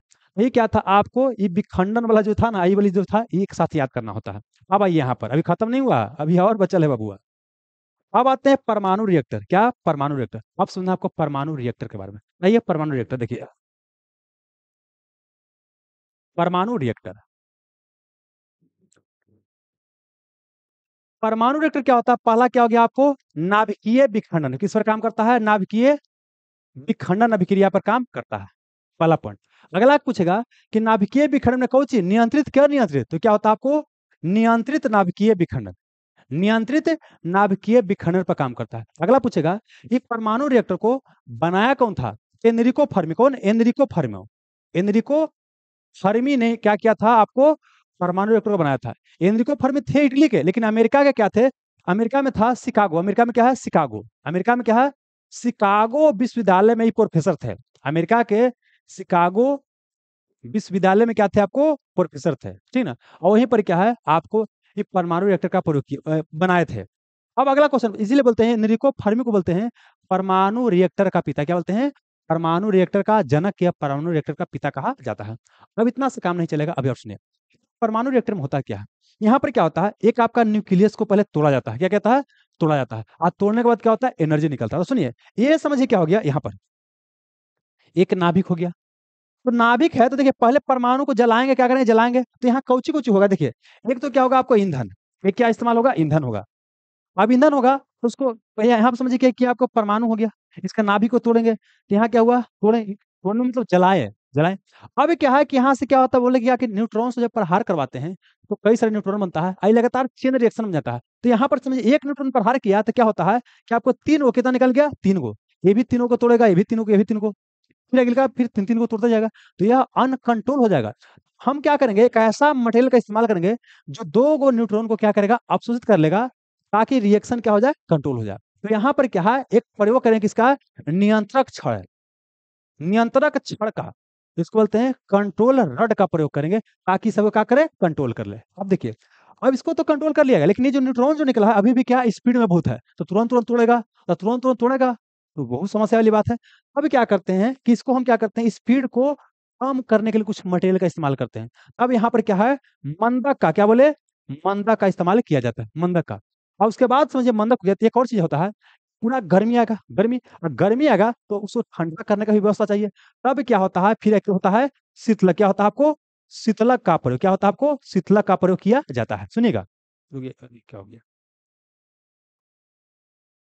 हाँ यहाँ पर क्या बोले दोस्त देखिए कि नाभिकीय रिएक्टर में या परमाणु रिएक्टर की बात करते हैं तो क्या क्या टर्म समझना है, एक समझना है ईंधन समझना है, एक समझना है नियंत्रक छड़, एक मंदक, एक शीतलक। ईंधन को बोलते हैं फ्यूल, क्या बोलते हैं फ्यूल बोलते हैं फ्यूल। परमाणु रिएक्टर में ईंधन के रूप में इस्तेमाल किसका किया जाता है, तो इस्तेमाल किया जाता है यूरेनियम, किसका यूरेनियम का, यूरेनियम का, यूरेनियम का इस्तेमाल किया जाता है, ठीक है ना। देखिए ज्यादातर यूरेनियम का इस्तेमाल किया जाता है, कई बार क्या होता है प्लूटोनियम, प्लूटोनियम का, प्लूटोनियम का इस्तेमाल किया जाता है। और कई बार क्या है कि थोरियम का, हालांकि थोरियम उतना अच्छा नाभिकीय ईंधन नहीं माना जाता, लेकिन थोरियम का भी इस्तेमाल किया जा सकता है, इसके ऊपर रिसर्च वगैरह चल रहा है। तो कुछ कुछ बोले यूरेनियम, प्लूटोनियम, प्लूटोनियम और थोरियम। लेकिन चूंकि सबसे ज्यादा यूरेनियम का इस्तेमाल होता है, इसे तो बोलते हैं परमाणु रिएक्टर में प्राथमिक ईंधन। तो क्वेश्चन पूछेगा कि परमाणु रिएक्टर में प्राथमिक ईंधन क्या बोलते हैं, प्राथमिक ईंधन या प्राइमरी फ्यूल के रूप में किसका इस्तेमाल होता है, यूरेनियम का इस्तेमाल किया जाता है। तो आगे समझिएगा यूरेनियम का इस्तेमाल होता है तो यूरेनियम के दो गो समस्थानिक होता है, यूरेनियम क्या होता है दो गो प्रमुख समस्थानिक होता है। देखिए यूरेनियम की बात करते हैं तो इसका परमाणु संख्या 92 होता है, तो समस्थानिक का परमाणु संख्या समान होता है, और ऊपर वाला अलग अलग होता है, भार परमाणु ऊपर होता है परमाणु भार तो होता है अलग अलग। एक होता है 235 होता है, एक होता है 238 होता है। मतलब यूरेनियम का दो गो प्रमुख समस्थानिक हो गया, एक समस्थानिक को बोलते हैं यूरेनियम 235, एक को बोलते हैं यूरेनियम 238। तो आप पूछेगा आपसे क्वेश्चन कि निम्नलिखित में से कौन सा यूरेनियम का इस्तेमाल करते हैं परमाणु रिएक्टर में ईंधन के रूप में, तब समझिएगा। प्राकृतिक में सबसे ज्यादा जो यूरेनियम पाया जाता है 238 वाला, मतलब जो ज्यादा संख्या वो ज्यादा पाया जाता है। लेकिन दिक्कत क्या है कि यह क्या होता है आपका इसका विखंडन का रेट बहुत ही क्या होता है स्लो होता है। और हमको इतना इतना भी स्लो नहीं होना चाहिए कि रिएक्शन ना हो, हमको चाहिए कम से कम ठीक ठाक उसमें रिएक्शन हो। तो यूरेनियम 235 में क्या होता है कि इसमें विखंडन का रेट क्या होता है सही होता है। तो इसीलिए क्या है कि बहुत मात्रा में होने के बावजूद भी आपको 238 का प्रयोग नहीं करते हैं, जबकि 235 का प्रयोग करते हैं। लेकिन आप बार बार कंफ्यूज कीजिए तो याद करने का तरीका देखिए, 38 ज्यादा है, 38 ज्यादा, ये ज्यादा मात्रा में पूछेगा प्राकृतिक में से ज्यादा कौन सा यूरेनियम पाया जाता है, यूरेनियम 238 पाया जाता है। अब है ज्यादा, है बहुत सारा, लेकिन कोई काम का नहीं है। अब क्या है जो कम है उसी को हम काम में इस्तेमाल लाते हैं, तो इसलिए ईंधन के रूप में यूरेनियम 235 का इस्तेमाल किया जाता है प्राइमरी ईंधन के रूप में। ये पॉइंट क्लियर हो गया। अब आइए अब क्या बोले कि नियंत्रक छड़ कंट्रोल रड के रूप में किसका प्रयोग करते हैं। हमको ऐसा मटेरियल चाहिए जो न्यूट्रॉन को क्या करे अवशोषित कर ले। तो न्यूट्रॉन को अवशोषित करने का गुण दो चीज में होता है ज्यादा, एक होता है कुछ कैडमियम, क्या होता है आपको कैडमियम में, कैडमियम में होता है, एक होता है बोरॉन में, क्या होता है आपको बोरॉन में होता है। तो इसीलिए क्या है कैडमियम का आप बोरॉन का प्रयोग करते हैं नियंत्रक छड़ के रूप में, मतलब न्यूट्रॉन को कंट्रोल करने के रूप में। हो गया। अब आइए अभी स्पीड बहुत ज्यादा है, अब मंदक का इस्तेमाल कर, क्या मंदक, अब मंदक को बोलते हैं मॉडरेटर, क्या बोलते हैं मॉडरेटर। देखिए, आजकल एग्जाम में खाली ये भी क्वेश्चन पूछ देगा कि मंदा का काम क्या होता है? तो मंदा काम क्या होता है? स्पीड को कम, न्यूट्रॉन की स्पीड को कम करना। तो मंदा के रूप में क्या होता है? दो चीज का प्रयोग करते हैं। एक जो चीज है क्या है? आपका D2O, इसको बोलते हैं ड्यूटोरियम ऑक्साइड। देखिए, जैसे हम हाइड्रोजन बताएंगे ना, तो हाइड्रोजन पढ़ाएंगे तो बताएंगे हाइड्रोजन क्या होता है, इसको बोलते हैं प्रोटियम, एक होता है ड्यूटेरियम, एक होता है tritium. Protium, deuterium, tritium. Protium, deuterium क्या होता है? ट्राइटियम होता है। तो यहाँ पर क्या बोले कि आपका ड्यूटेरियम है, ड्यूटेरियम का इस्तेमाल किया जाता है। मतलब हाइड्रोजन कहीं क्या है? समस्थानिक है। इसका होता है D2। इसको बोलते हैं कुछ भारी जल, क्या बोलते हैं? भारी जल बोलते हैं। इसको बोलते हैं भारी जल, बोलते हैं हैवी वाटर। और एक क्या इस्तेमाल होता है आपको मॉडरेटर के रूप में? आपका ग्रेफाइट क्या होता है? ग्रेफाइट होता है। क्या बोले कि मंदा के रूप में इस्तेमाल होता है, कौन सी होता है? D2O। और क्या होता है? ग्रेफाइट का होता है। आप समझिएगा, शीतलक या कूलेंट के रूप में किसका इस्तेमाल होता है? तो इसके रूप में आप D2O का भी इस्तेमाल कर सकते हैं। इसके अलावा क्या? H2O का। देखिए, D2O को बोलते हैं किसका? भारी जल। क्या बोलते हैं? भारी जल। और आपका H2O को बोलते हैं साधारण जल। क्या बोलते हैं? साधारण जल। साधारण जल बोलते हैं। तो देखिए, जो साधारण जल होता है इसका हम पीने के रूप में इस्तेमाल करते हैं। इसका क्या होता है? या तो हम मॉडरेटर के रूप में इस्तेमाल करेंगे, मंद के रूप में, या तो शीतलक के रूप में इस्तेमाल करेंगे। अब इतना से काम नहीं चलेगा। अब क्या है कि और कुछ देखिए, सबको आपस में इंटरलिंक करना है। जैसे यहाँ बता देते क्या है कि साधारण जल भारी जल में अंतर। अब देखिए, इसको पीने में, इसको परमाणु रिएक्टर में इस्तेमाल करते हैं। अब इसका पूछता है कि अणुभार कितना होता है? तो इसका अणुभार होता है आपका 16 होता है। सॉरी, इसका अणुभार कितना होता है? देखिए, ऑक्सीजन का क्या होता है? 8 16 होता है। यहाँ होता है 2 18। कितना हो गया? 18 हो गया। इसका होता है 20 होता है। ये कैसे आता है? आपको जब समस्थानिक बताएंगे ना हाइड्रोजन का, तब बताएंगे। फिलहाल समझिए कि इसका क्या होता है? साधारण जल का आपका 18 होता है, जबकि भारी जल की अगर हम बात करते हैं तो कितना होता है आपका? 20 होता है, अणुभार होता है। यहाँ समझ में आ गया? अब देखिए, चूंकि हम यहाँ क्या बोले, ग्रेफाइट के बारे में चर्चा करते हैं, तो आपका काम क्या है? ग्रेफाइट और हीरा को साथ में कंबाइन करके पढ़िएगा। जब क्वेश्चन आ जाएगा तो हम बताएंगे कि ग्रेफाइट और हीरा में क्या अंतर होता है। फिलहाल हम ग्रेफाइट का प्रयोग बताते हैं। पहला ग्रेफाइट का जो प्रयोग होता है, यहाँ पाइए। पहला क्या बोले कि जो ग्रेफाइट का प्रयोग होता है, क्या चीज में होता है? तो बताइए। पहला ग्रेफाइट का प्रयोग होता है आपको, आपका मॉडरेटर के रूप में। क्या हो गया? परमाणु रिएक्टर में मॉडरेटर के रूप में। अगला क्या होता है? इसको पेंसिल, हम लोग जब पेंसिल यूज करते हैं ना, पेंसिल, तो यही ग्रेफाइट होता है। क्या होता है? ग्रेफाइट होता है। ग्रेफाइट अधातु है, कार्बन का प्रूफ होता है, लेकिन फिर भी क्या होता है? धातु हो तो भी क्या है? सुचालक है। एकमात्र धातु है जो क्या है? आपको सुचालक है। तो ग्रेफाइट के बारे में आगे बताएंगे, अभी मोटे मोटे बताने का प्रयास करेंगे, क्योंकि बहुत चीज बताएंगे ना तो खेत में नहीं होगा। क्योंकि देखिए, हम पढ़ाने लगेंगे ना तो एक टॉपिक जानते हैं, भर दिन प्रभावित रह जाएंगे। लेकिन उसका भी एक सीमा होता है ना, आप लोग उब जाइएगा ना। इतने में कितने भाग गया होगा? आइए, पहला हो गया पेंसिल के रूप में इस्तेमाल करते हैं। अगला बाबू क्या बोले? मंदक रूप में इसका इस्तेमाल करते हैं। अब अगला क्या होता है? देखिए, मशीन में चलता है तो वहाँ फ्रिक्शन होता है। फ्रिक्शन को कम करने के लिए वहां पर मोबिल वगैरह, ग्रीस वगैरह क्या करते हैं? डाल देते हैं। लेकिन जहां भारी भारी मशीन होता है वहां ग्रीस और मोबिल से काम नहीं चलता है। वहां पर क्या है? डाला जाता है किसका? ग्रेफाइट में। तो भारी मशीन में क्या बोले? भारी जो मशीन चलता है, भारी मशीन जो चलता है, भारी मशीन में क्या होता है? इसको लुब्रिकेंट, क्या बोले? लुब्रिकेंट। लुब्रिकेंट को बोलते हैं स्नेहक। क्या बोलते हैं? स्नेहक। तो ग्रेफाइट का इस्तेमाल भारी मशीन में स्नेहक के रूप में करते हैं। इसके पास जानते हैं ग्रेफाइट के पास होता है कूलिंग प्रॉपर्टी। कूलिंग मतलब ठंडा करने वाला गुण भी होता है। इसी कारण से इसका स्नेहक के रूप में इस्तेमाल किया जाता है। तो ये सब क्या, इतना सारा चीज आपको पता होना चाहिए था। जब एक बार में समझ में नहीं आएगा तो वीडियो के एक बार पीछे कीजिएगा और क्या कीजिएगा? देख लीजिएगा। ऑफलाइन क्लास में रहता था, पीछे एक बार फिर से रिवाइज करवा देते हैं, लेकिन यहाँ क्या कीजिएगा कि आप पीछे वीडियो कर लीजिएगा, एक बार देख लीजिएगा। अब आते हैं क्वेश्चन पर। मतलब देख रहे हैं बाबू कैसे पढ़ा जाता है। आइए, परमाणु रिएक्टर में ईंधन के रूप में किसका इस्तेमाल करते हैं? बताइए। आइए, ग्रेफाइट। ग्रेफाइट का इस्तेमाल मंदक रूप में करते हैं बाबू। ये तो आंसर होगा नहीं, है ना?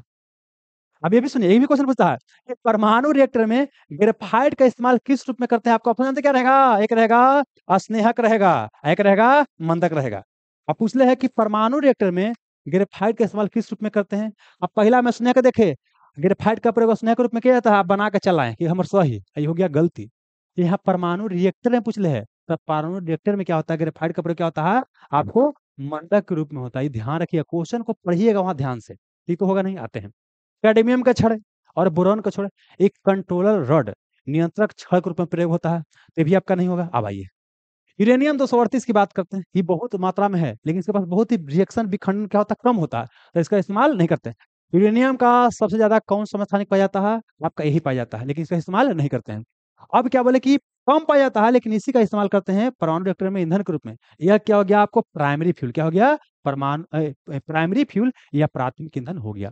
तो कहने का मतलब क्या है, ऐसे करके बाबू पढ़िएगा तो ज्यादा अच्छा होगा। आगे बढ़िए।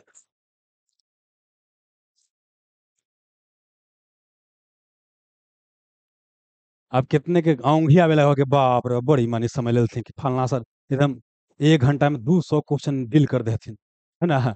देखिए, हम भी तो देखा जाए तो 200 क्वेश्चन डिले कर दिए बाबू, है ना। ये आपको नजरिया के ऊपर डिपेंड करता है कि आप भागा भागी वाला तैयारी करना चाहते हैं, कैसे तैयारी करना चाहते हैं। अब यहाँ पाइए, निम्नलिखित में से किस गैस के पास ग्लोबल वार्मिंग पोटेंशियल सबसे अधिक होता है।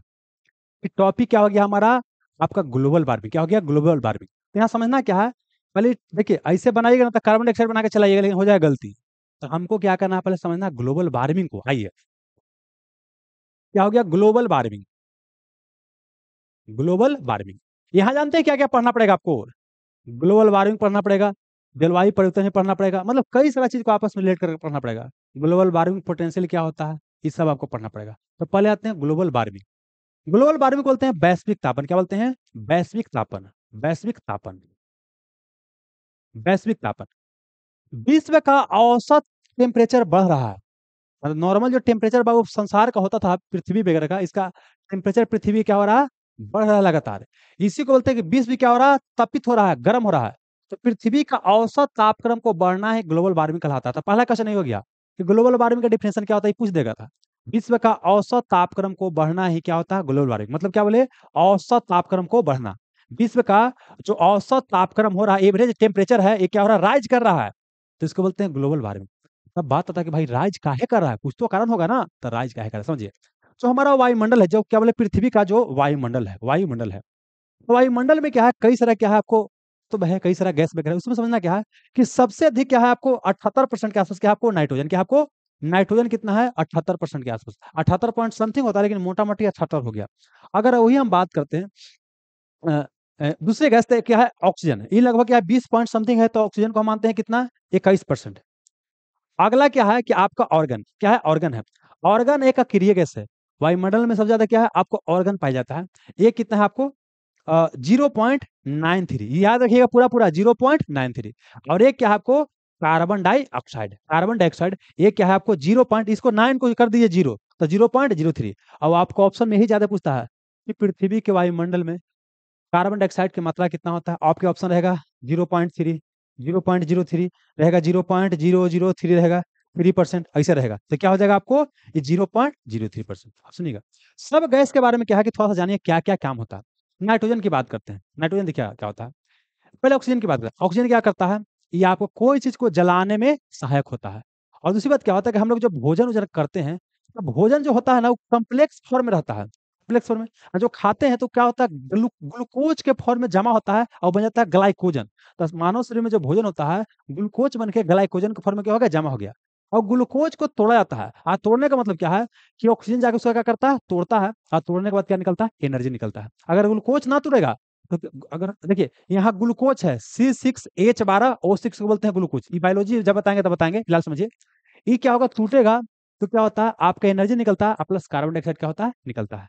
अगर ये ना टूटे तो हमारा शरीर सेल से बना है, सेल को एनर्जी ना मिलेगा, सेल मरेगा। हमारा शरीर छोटा छोटा सेल से बना हुआ है, जब सेल मरेगा तो हम भी क्या हो जाएंगे, मर जाएंगे।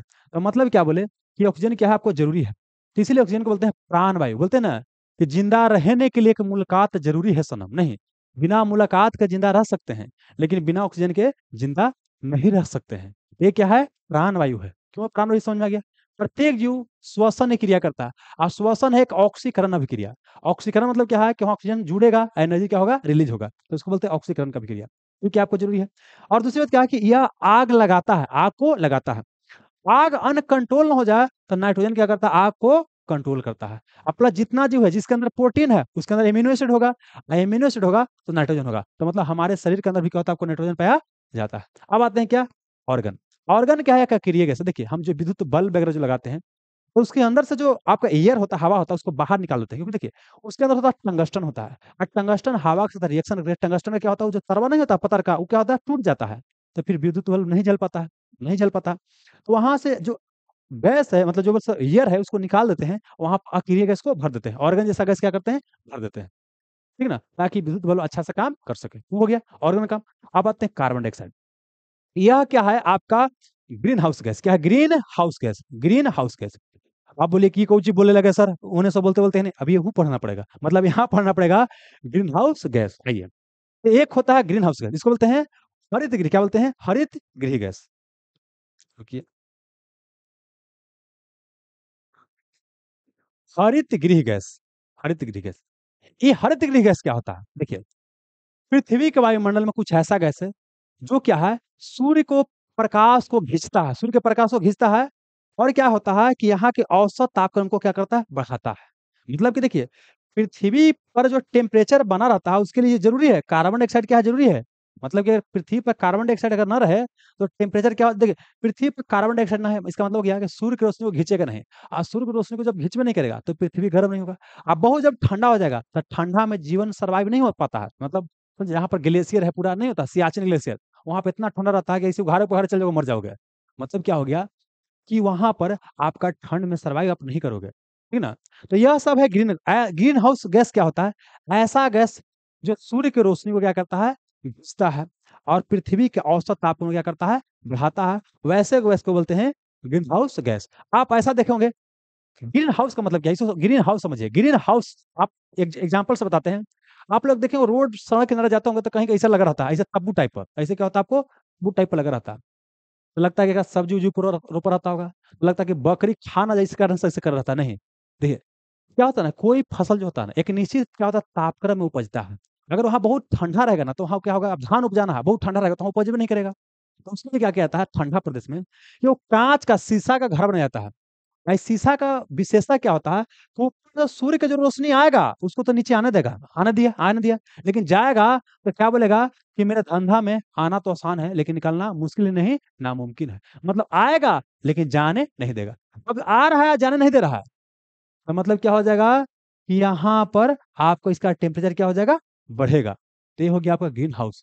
जो जो गैस इस तरह का प्रभाव दिखाता है उसे बोलते हैं ग्रीन हाउस गैस। तो ग्रीन हाउस गैस की बात करते हैं तो हम कार्बन डाइऑक्साइड की बात करते हैं, मीथेन की बात करते हैं, ओजोन की बात करते हैं, है ना। आपको क्या बोलते हैं? हाइड्रोक्लोरो कार्बन की बात करते हैं, सल्फर हेक्सा फ्लोराइड की बात, सल्फर हेक्सा फ्लोराइड की बात करते हैं, धूलकण की बात करते हैं, जलवाष्प की बात करते हैं। जलवाष्प भी क्या होता है? जलवाष्प की बात, धूलकण क्या बोले? धूलकण। ये भी जलवाष्प की बात करते हैं, जलवाष्प। कार्बन क्या बोले? कार्बन। कार्बन भी कई प्रकार का होता है, बताएंगे बाद में। ब्लैक कार्बन, ब्लू कार्बन क्या होता है? कार्बन वगैरह भी क्या करता है? ये आपका सूर्य की रोशनी को खींचता है और टेम्परेचर क्या करता है? बढ़ाता है। जो जो सूर्य की रोशनी को खींचेगा और टेम्परेचर को बढ़ाएगा उसे बोलते हैं ग्रीन हाउस गैस बोलते हैं। इससे पूछे कौन ग्रीन हाउस गैस नहीं है? सब है ग्रीन हाउस गैस, ये जितना बता रहे हैं सब है ग्रीन हाउस गैस। लेकिन आप समझिए, पृथ्वी का जो अभी टेम्परेचर बढ़ रहा है ना, उसको बढ़ाने के लिए सबसे ज्यादा जिम्मेवार कौन है? तो कार्बन डाइऑक्साइड है। कार्बन डाइऑक्साइड रिलीज कहाँ से हो रहा है? हम बोले इतना कोयला जला रहे हैं, गाड़ी चला रहे हैं, ईंधन जला रहे हैं, तो सब तो कार्बन है ना जी। तो कार्बन जब जलाएंगे तो क्या होगा? पेड़ काट, पेड़ का जड़ के अंदर कार्बन स्टोर होता है, तो उससे कार्बन तो निकलबे करेगा। और कार्बन निकलेगा, ज्यादा निकलेगा। ठीक है, 0.03% था, अब इतना से क्या हो गया है? इतना हो गया 300%। समझाने के लिए बता रहे हैं। पहले इतना खींच रहा था, अब इतना खींचेगा सूर्य की रोशनी को। अब ज्यादा खींचेगा तो क्या होगा? पृथ्वी का औसत तापक्रम क्या होगा? बढ़ेगा। तो समझिए क्या क्या होगा। अगर क्या बोले कि वैश्विक तापमान, सुनिए क्या क्या हुआ। कार्बन डाइऑक्साइड अगर क्या हुआ? ज्यादा बढ़ा, ज्यादा बढ़ा, मतलब क्या हुआ कि वैश्विक तापमान क्या हो गया? वैश्विक तापमान क्या होगा? ज्यादा होगा। अब ज्यादा पृथ्वी गर्म होगा तो जहां जहां बर्फ होगा वो क्या होगा? पिघलेगा। तो क्या होगा आपको? हिमखंड। हिमखंड मतलब क्या बोले? बर्फ का बड़का बड़का जो टुकड़ा हो क्या होगा? पिघलेगा। क्या होगा? पिघलेगा। और ज्यादा पिघलेगा तो समुद्र में उड़ रहता है, तो पानी समुद्र क्या होगा? बढ़ेगा। मतलब अगला क्या होगा? समुद्र का अगला क्या होगा? समुद्र का जल स्तर क्या हुआ? जल स्तर बढ़ेगा।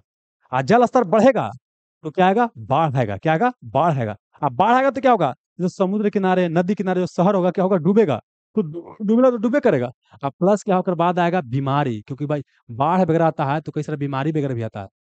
तो देख रहे हैं कि ग्लोबल वार्मिंग मतलब होता है तो क्या क्या समस्या आता है। तो अगर सबको कंट्रोल करना तो क्या करना पड़ेगा?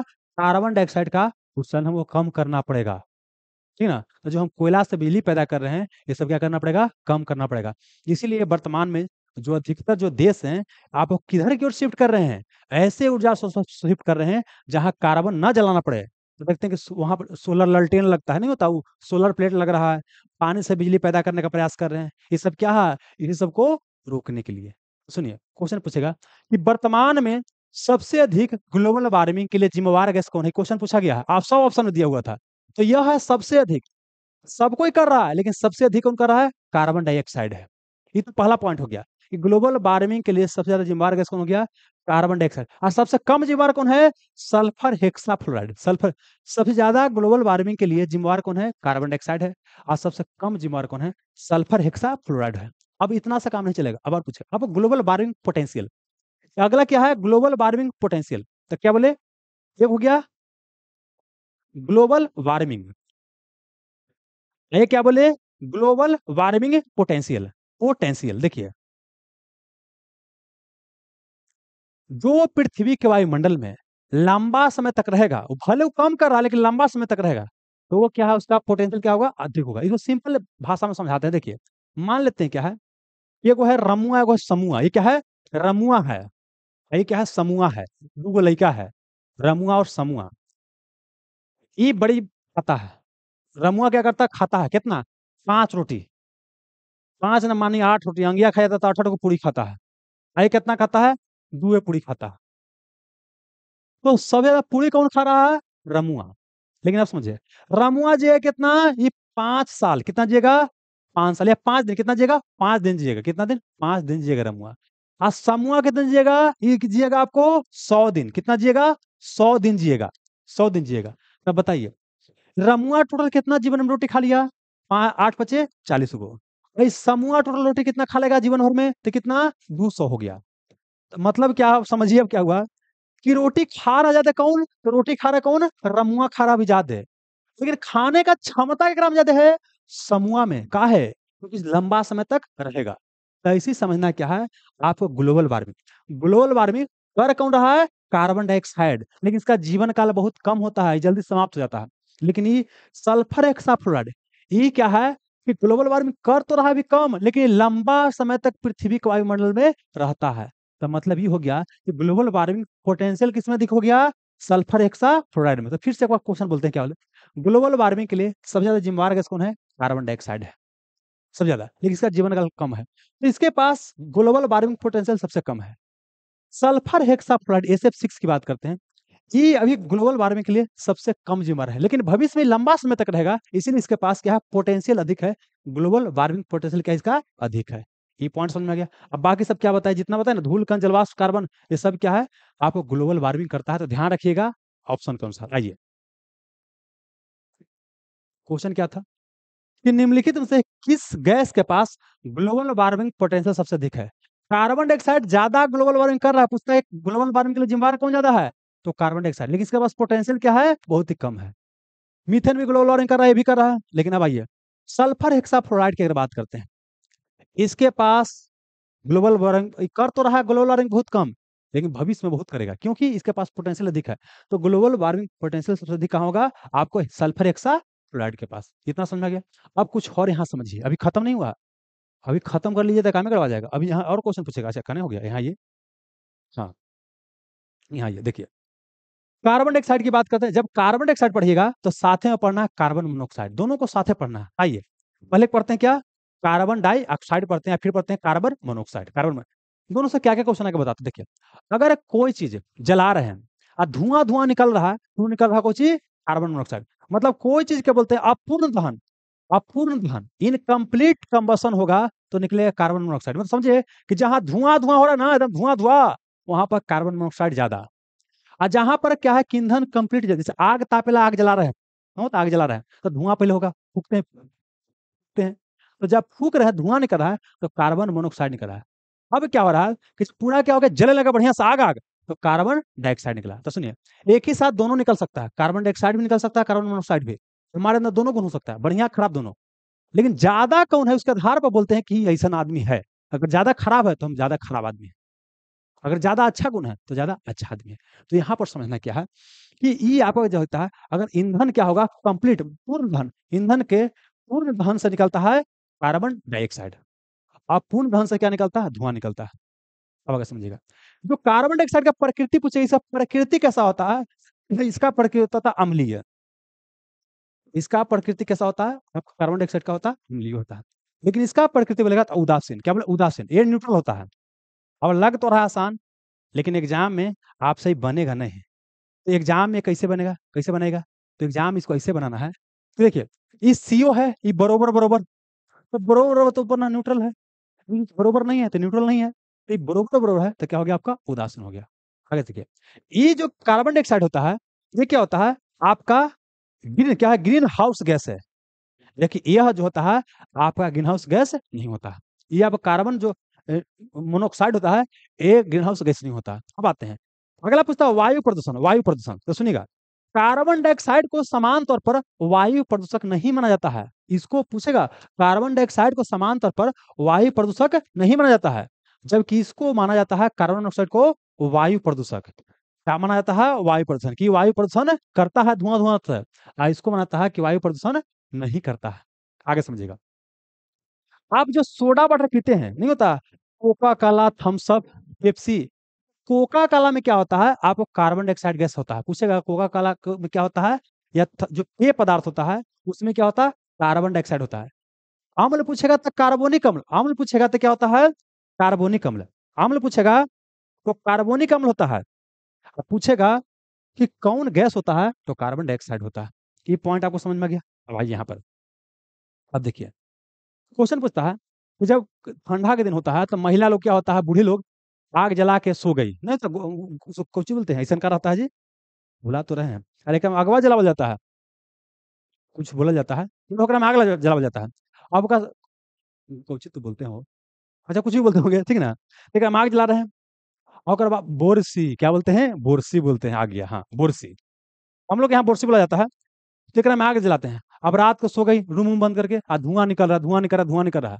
तो धुआं निकलने से क्या होता है, जो कार्बन जो मोनोऑक्साइड होता है ना, ये क्या होता है कि आपको, हमारा ब्लड होता है, ब्लड में सबसे ज्यादा घुलनशील है। पूछे है कि ब्लड में सबसे ज्यादा घुलनशील कौन होता है? मानव रक्त के ब्लड में, मानव रक्त में कौन? ई की ई, तो कौन? ई होता है। आई क्या होता है? जाकर कार्बोक्सी हीमोग्लोबिन बनाता है, मतलब बोल सकते हैं एक कंपाउंड बनाता है। और कंपाउंड क्या करता है? ठीक है, ब्लड होता है, ब्लड के माध्यम से ऑक्सीजन जाता है जो ग्लूकोज को तोड़ेगा। तो अब क्या है, ऑक्सीजन जाने का कैपेसिटी क्या हो गया? कम गया। जब ऑक्सीजन कम पहुंचेगा तो ग्लूकोज कम टूटेगा, ग्लूकोज कम टूटेगा तो एनर्जी कम मिलेगा, सेल मरेगा, सेल मरेगा, हम मरेंगे। तो इसलिए क्या देखते हैं, कोई बोसे जला के सो गए रात भर, आज सवेरे तल्ला खत्म हो गया, तो सब रोवर रोड पड़ गया, क्या मम्मी दादी मर गया, है ना? ये हो गया। तो मतलब क्या हो गया, तो वहां पर कार्बन मोनोऑक्साइड क्या होता है, मानव रक्त में सबसे ज्यादा क्या होता है, आपको घुलनशील होता है। इतना आपको पता होना चाहिए था। आगे आइए, मीथेन की बात करते हैं, यहाँ पर आगे मीथेन, जितना सड़ल गलल चीज होता है, धान है, खेत की बात, सड़ता गलता है, वहां से मीथेन निकलेगा। कोई भी सड़े गलेगा चीज कहाँ निकलेगा? मीथेन निकलेगा। गोबर गैस हो गया, जो भी है ना, गोबर गैस जानते हैं ना, गोबर से गैस बनाया जाता है, तो गोबर गैस की बात करते हैं, प्राकृतिक गैस की बात करते हैं। खान वगैरह से खनिज निकला जाता है, वहां सब क्या होता है, आपको मीथेन पाया जाता है। जानवर खा कर नाम नाम नाम करता है, जुआली करता है, वहां से भी निकलता है आपको मीथेन गैस निकलता है। आई क्या होता है, ओजोन क्या होता है, एक लेयर होता है, ओजोन लेयर के बारे में आपको बाद में बताया जाएगा, क्योंकि देखिए समय भी क्या हो रहा है, ज्यादा हो रहा है, ठीक है ना? अब आइए यहाँ पर, अब आइए नेक्स्ट क्वेश्चन।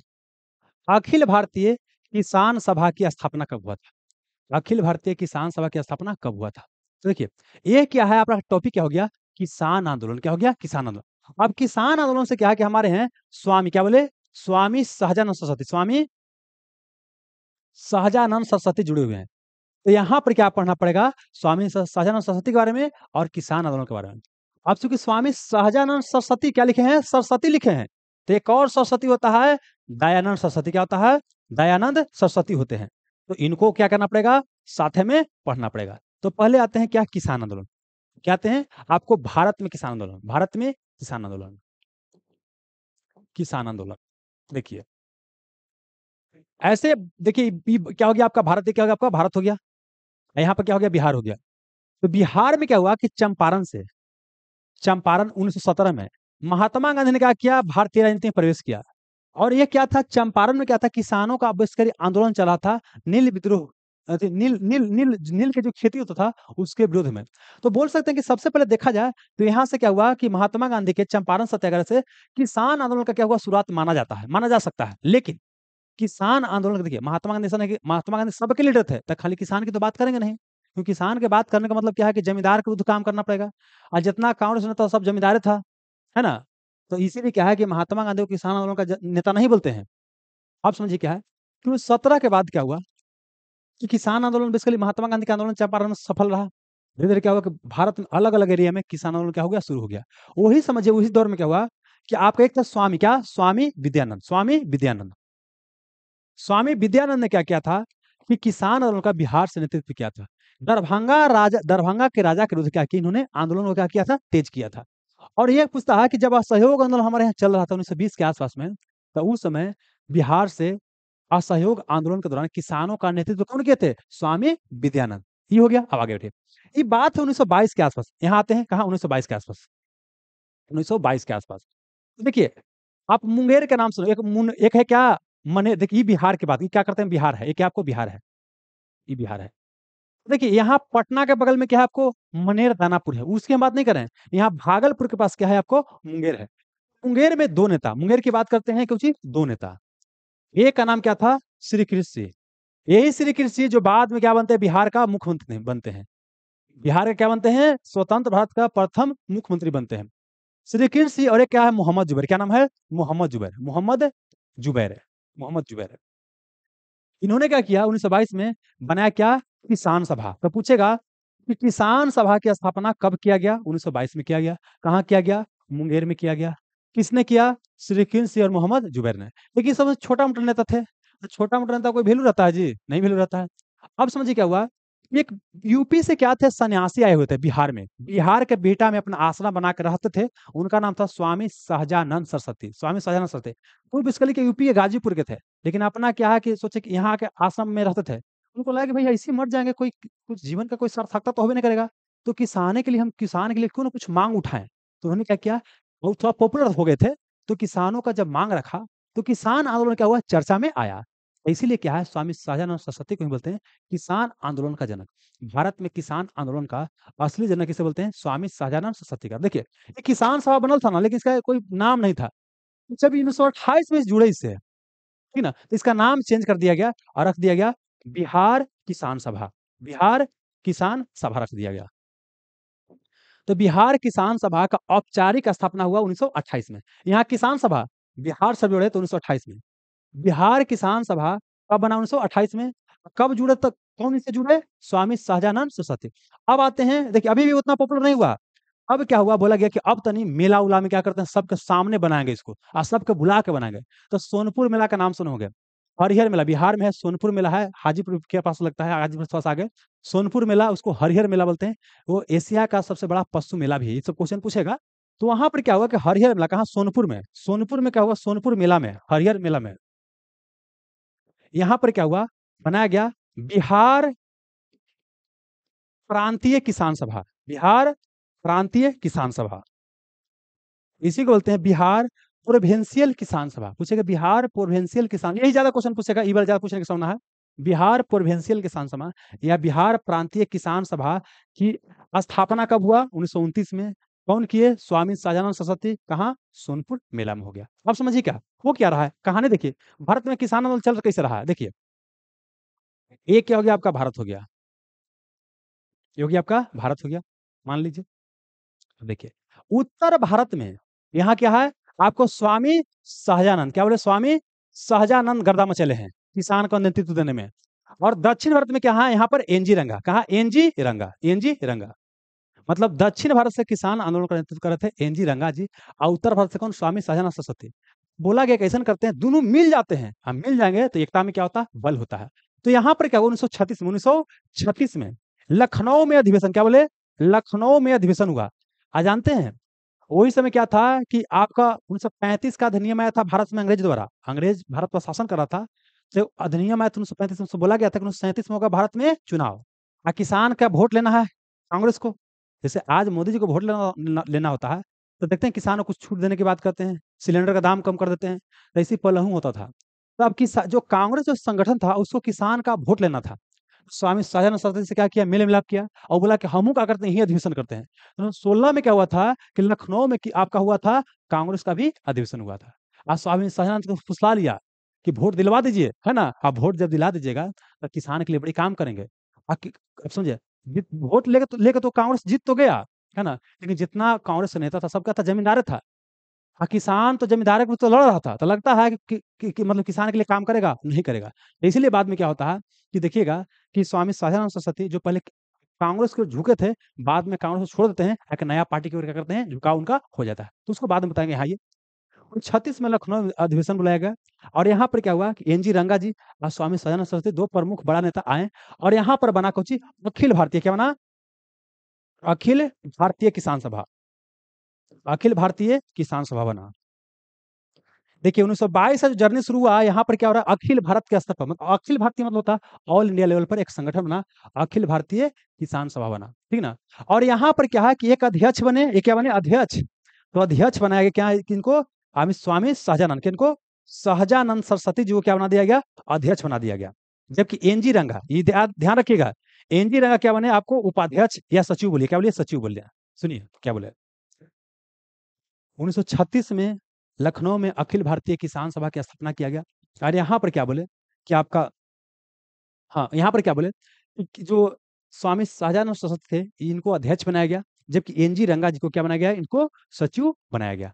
देखिए यहाँ पर क्या बोले, कांग्रेस ने इनको ठग के वोट ले लिया, लेकिन अब क्या हुआ कि कांग्रेस जीत जाने के बाद 1937 में चुनाव हुआ और क्या हुआ, कांग्रेस जीत गया लेकिन कुछ भी किसान के लिए नहीं किया। अब क्या हुआ कि स्वामी शाहजानंद सरस्वती क्या हुआ, इसको छोड़ दिए।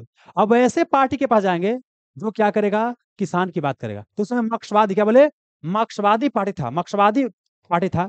ये क्या थे, किसानों की बात कर रहा था। अब बाद में क्या देखिएगा, इनका मार्क्सवादी पार्टी से क्या होता, थोड़ा सा गठबंधन होता था। पूछेगा कि महात्मा स्वामी शाहजानंद सरस्वती का झुकाव कांग्रेस को छोड़ने के बाद, या कांग्रेस से जुड़े नहीं थे, कांग्रेस से जो संगठन बन रहा था उसके बाद कहाँ हो गया, तो मार्क्सवादी पार्टी की ओर हो गई। ठीक है, अब आते हैं, इनको क्या बोलते हैं, बिहार में किसान आंदोलन का जनक इनको स्वामी शाहजानंद सरस्वती को। और प्लस क्या है कि इन्होंने एक पत्रिका लिखा था, हुंकार, क्या लिखा था, हुंकार।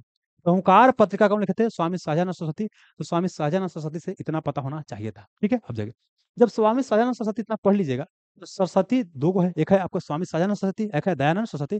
तो फिर कहा ना आपको दयानंद सरस्वती पढ़ना है। लेकिन पहले यहाँ पर आंसर देख लेते हैं क्वेश्चन को, उसके बाद यहाँ पाएंगे।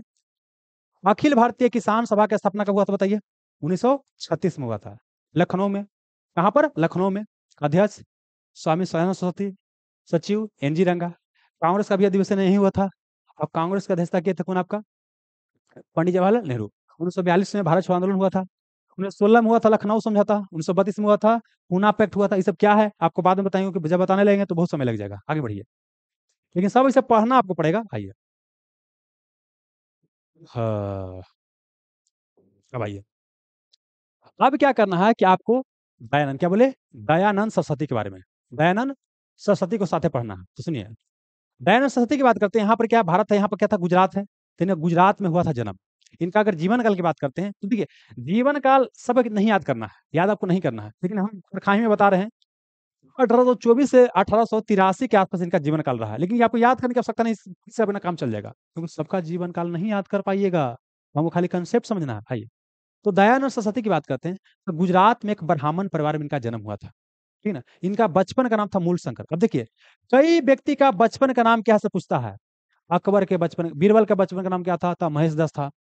स्वामी शाहजानंद सरस्वती का बचपन का नाम क्या था, मूल शंकर था। फिर पूछेगा विवेकानंद का बचपन का नाम क्या था, नरेंद्र दत्त था। तो ये किसका किसका क्या बचपन का नाम है, एक जगह क्या करना आपको पढ़ने का प्रयास करना है। लेकिन फिलहाल यहाँ पर आते हैं मूल शंकर।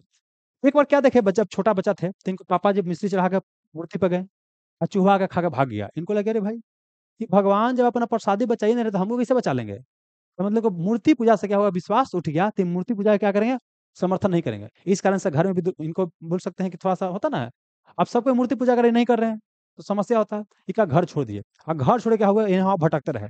फिर कहाँ पहुंच गए, मथुरा पहुंच गए। अब मथुरा में को क्या था, आंधा अंधा अंधा व्यक्ति थे, उनको अपना गुरु बना लिए और उनका नाम था स्वामी बिरजानंद। स्वामी बिरजानंद। तो स्वामी बिरजानंद से क्या किए, वेद का वेदांत का क्या किया, शिक्षा लिए, है ना। इनको समझ में आया क्या कि दुनिया में जो हमारा जो भारत में जो वेद लिखा गया है, वेद में क्या है, आपको सच्चाई लिखा गया है। तो इन्होंने क्या बोला कि दुनिया का कोई भी पुस्तक है ना, सब क्या है, फालतू है, वेद को छोड़ करके। दुनिया में क्या बोला, पूछेगा कि किसने कहा था कि दुनिया में ज्ञान का सच्चा सोर्स कौन है? आपको वेद है। इसलिए उन्होंने बोला था कि वेदों की ओर लौटो। पूछेगा कि वेदों की ओर क्या बोलो? वेदों की ओर लौटो। वेदों की ओर लौटो नारा किसने दिया था? स्वामी शाहजानंद सरस्वती ने। इन्होंने एक पुस्तक लिखा था, सत्यार्थ प्रकाश। सत्यार्थ प्रकाश, सत्य व प्रकाश। सत्य क्या है? इन्होंने बोला कि ब्राह्मण लोग पूजा पाठ करवावे के नाम पर मूर्ति की पूजा करवा रहा है, तो खस्सी तब बलि बकरी के क्या बोलता है, बलि दे रहा है। ये सब क्या है? लूट खसोट के तरीका है। ये बोले क्या, जो पुराण है ना, पुराण के द्वारा क्या किया ब्राह्मण लोग, क्या किया है, समाज को क्या किया, गंदगी फैला दिया है। पुराण का और पुस्तक का आलोचना करेंगे, लेकिन वेद का क्या बोलेंगे? आपका समर्थन करेंगे, वेद का समर्थन करेंगे। और सत्यार्थ प्रकाश पुस्तक के माध्यम से इन्होंने कहा कि अपने विचारों को फैलाया। और इनका बाद में जानते हैं बहुत चला चुटरी बन गया। आप लाला लाजपत राय का नाम सुनोगे, लाला हंसराज का नाम सुनोगे, है ना, लाला हरदयाल का नाम सुनोगे, सब इनके विचार से क्या थे? आपको प्रभावित है, दयानंद सरस्वती के विचार से। देखिए, इन्होंने क्या बोला कि दुनिया में ज्ञान का सच्चा सोर्स क्या है? आपको वेद है, तो वेद की ओर लौटना चाहिए। इन्होंने क्या किया? संस्कृत भाषा, क्या बोले? संस्कृत भाषा और प्लस क्या, हिंदी भाषा को क्या किया? बढ़ावा देने की बात किया। हिंदी भाषा का क्या बोले? संस्कृत भाषा और हिंदी भाषा का इन्होंने क्या किया? समर्थन किया। तो पूछेगा कि दयानंद सरस्वती ने कौन कौन भाषा का समर्थन किया? संस्कृत और हिंदी का। और हिंदी को राष्ट्रभाषा बनाने का सबसे पहला बात यही दिए थे। पूछेगा कि हिंदी को राष्ट्रभाषा बनाने का विचार सर्वप्रथम किसने दिया था? तो दयानंद सरस्वती ने हिंदी को राष्ट्रभाषा बनाने का विचार सबसे पहले दिया था। कौन? आपको हाँ, दयानंद सरस्वती ने। ठीक है, चलिए अब समझना क्या है कि स्वराज। स्वराज देखिए, ऐसा देखिए, स्वराज मतलब खुद का राज। खुद का राज, स्वराज मतलब खुद का राज। देखिए, हमारे ऊपर अंग्रेज राज शासन कर रहा था, इन्होंने बोला कि स्वराज हमको चाहिए। तो स्वराज शब्द का सबसे पहला जो आज आधुनिक राजनीतिक संदर्भ में प्रयोग किए थे, यही किया। हालांकि देखिए, इनसे पहले शिवाजी ने अंग्रेज जो मुगल था, मुगलों के विरुद्ध में क्या किए थे? स्वराज शब्द का प्रयोग किए थे। लेकिन मुझे आधुनिक राजनीतिक के संदर्भ में स्वराज का प्रयोग सबसे पहले किसने किया? तो आपको दयानंद सरस्वती ने। अब बाद में क्या है कि आप क्या थे, बाल गंगाधर तिलक, उन्होंने बोला था स्वराज मेरा जन्म सिद्ध अधिकार है और मैं इसे लेकर रहूंगा। पूछेगा किसने कहा था कि स्वराज मेरा जन्म सिद्ध अधिकार है, जन्म सिद्ध अधिकार है और मैं इसे लेकर रहूंगा? तो कौन हो? स्वामी सॉरी, स्वराज मेरा जन्म सिद्ध अधिकार है और मैं इसे लेकर रहूंगा, ये बाल गंगाधर तिलक ने कहा था। बाद में महात्मा गांधी भी क्या किया? स्वराज को बढ़ावा दिया। तो महात्मा गांधी का स्वराज थोड़ा सा क्या अलग है, इतना स्वराज से आपको पता होना चाहिए था। हिंदी को राष्ट्रभाषा बनाने का सबसे विचार यही दिया था, है ना। और इन्होंने क्या किया था? एक शुद्धि, क्या शुद्धि आंदोलन। इन्होंने कहा था क्या, ये देखिए, मूर्ति पूजा फालतू है, मूर्ति पूजा पर ढकोसला है। लेकिन अंग्रेजी जो पश्चात जो तरीका था, देखिए, पश्चात शिक्षा को बढ़ावा देने को उतना बात नहीं कर रहे थे, पश्चिम का शिक्षा की। लेकिन जो बोल सकते थे कि वैज्ञानिक जो तरीका था, उसको बढ़ावा देने की बात कर रहे थे। कि एक जाति प्रथा, हमारे धर्म में क्या है, हिंदू धर्म में जाति प्रथा, कि जाति को खराब नहीं बना, लेकिन क्या बोला कि जाति जन्म से नहीं होना चाहिए, ज्ञान के आधार पर, जाति कर्म के आधार पर होना चाहिए। तो किसने बोला था कि जाति खराब अपने आप में नहीं है, लेकिन जाति जन्म के आधार पर नहीं होना चाहिए? कि ब्राह्मण घर में जन्म ले तो ब्राह्मण, टीचर घर में टीचर हो गया, नहीं, टीचर के घर में पगलो जन्म ले सकता है।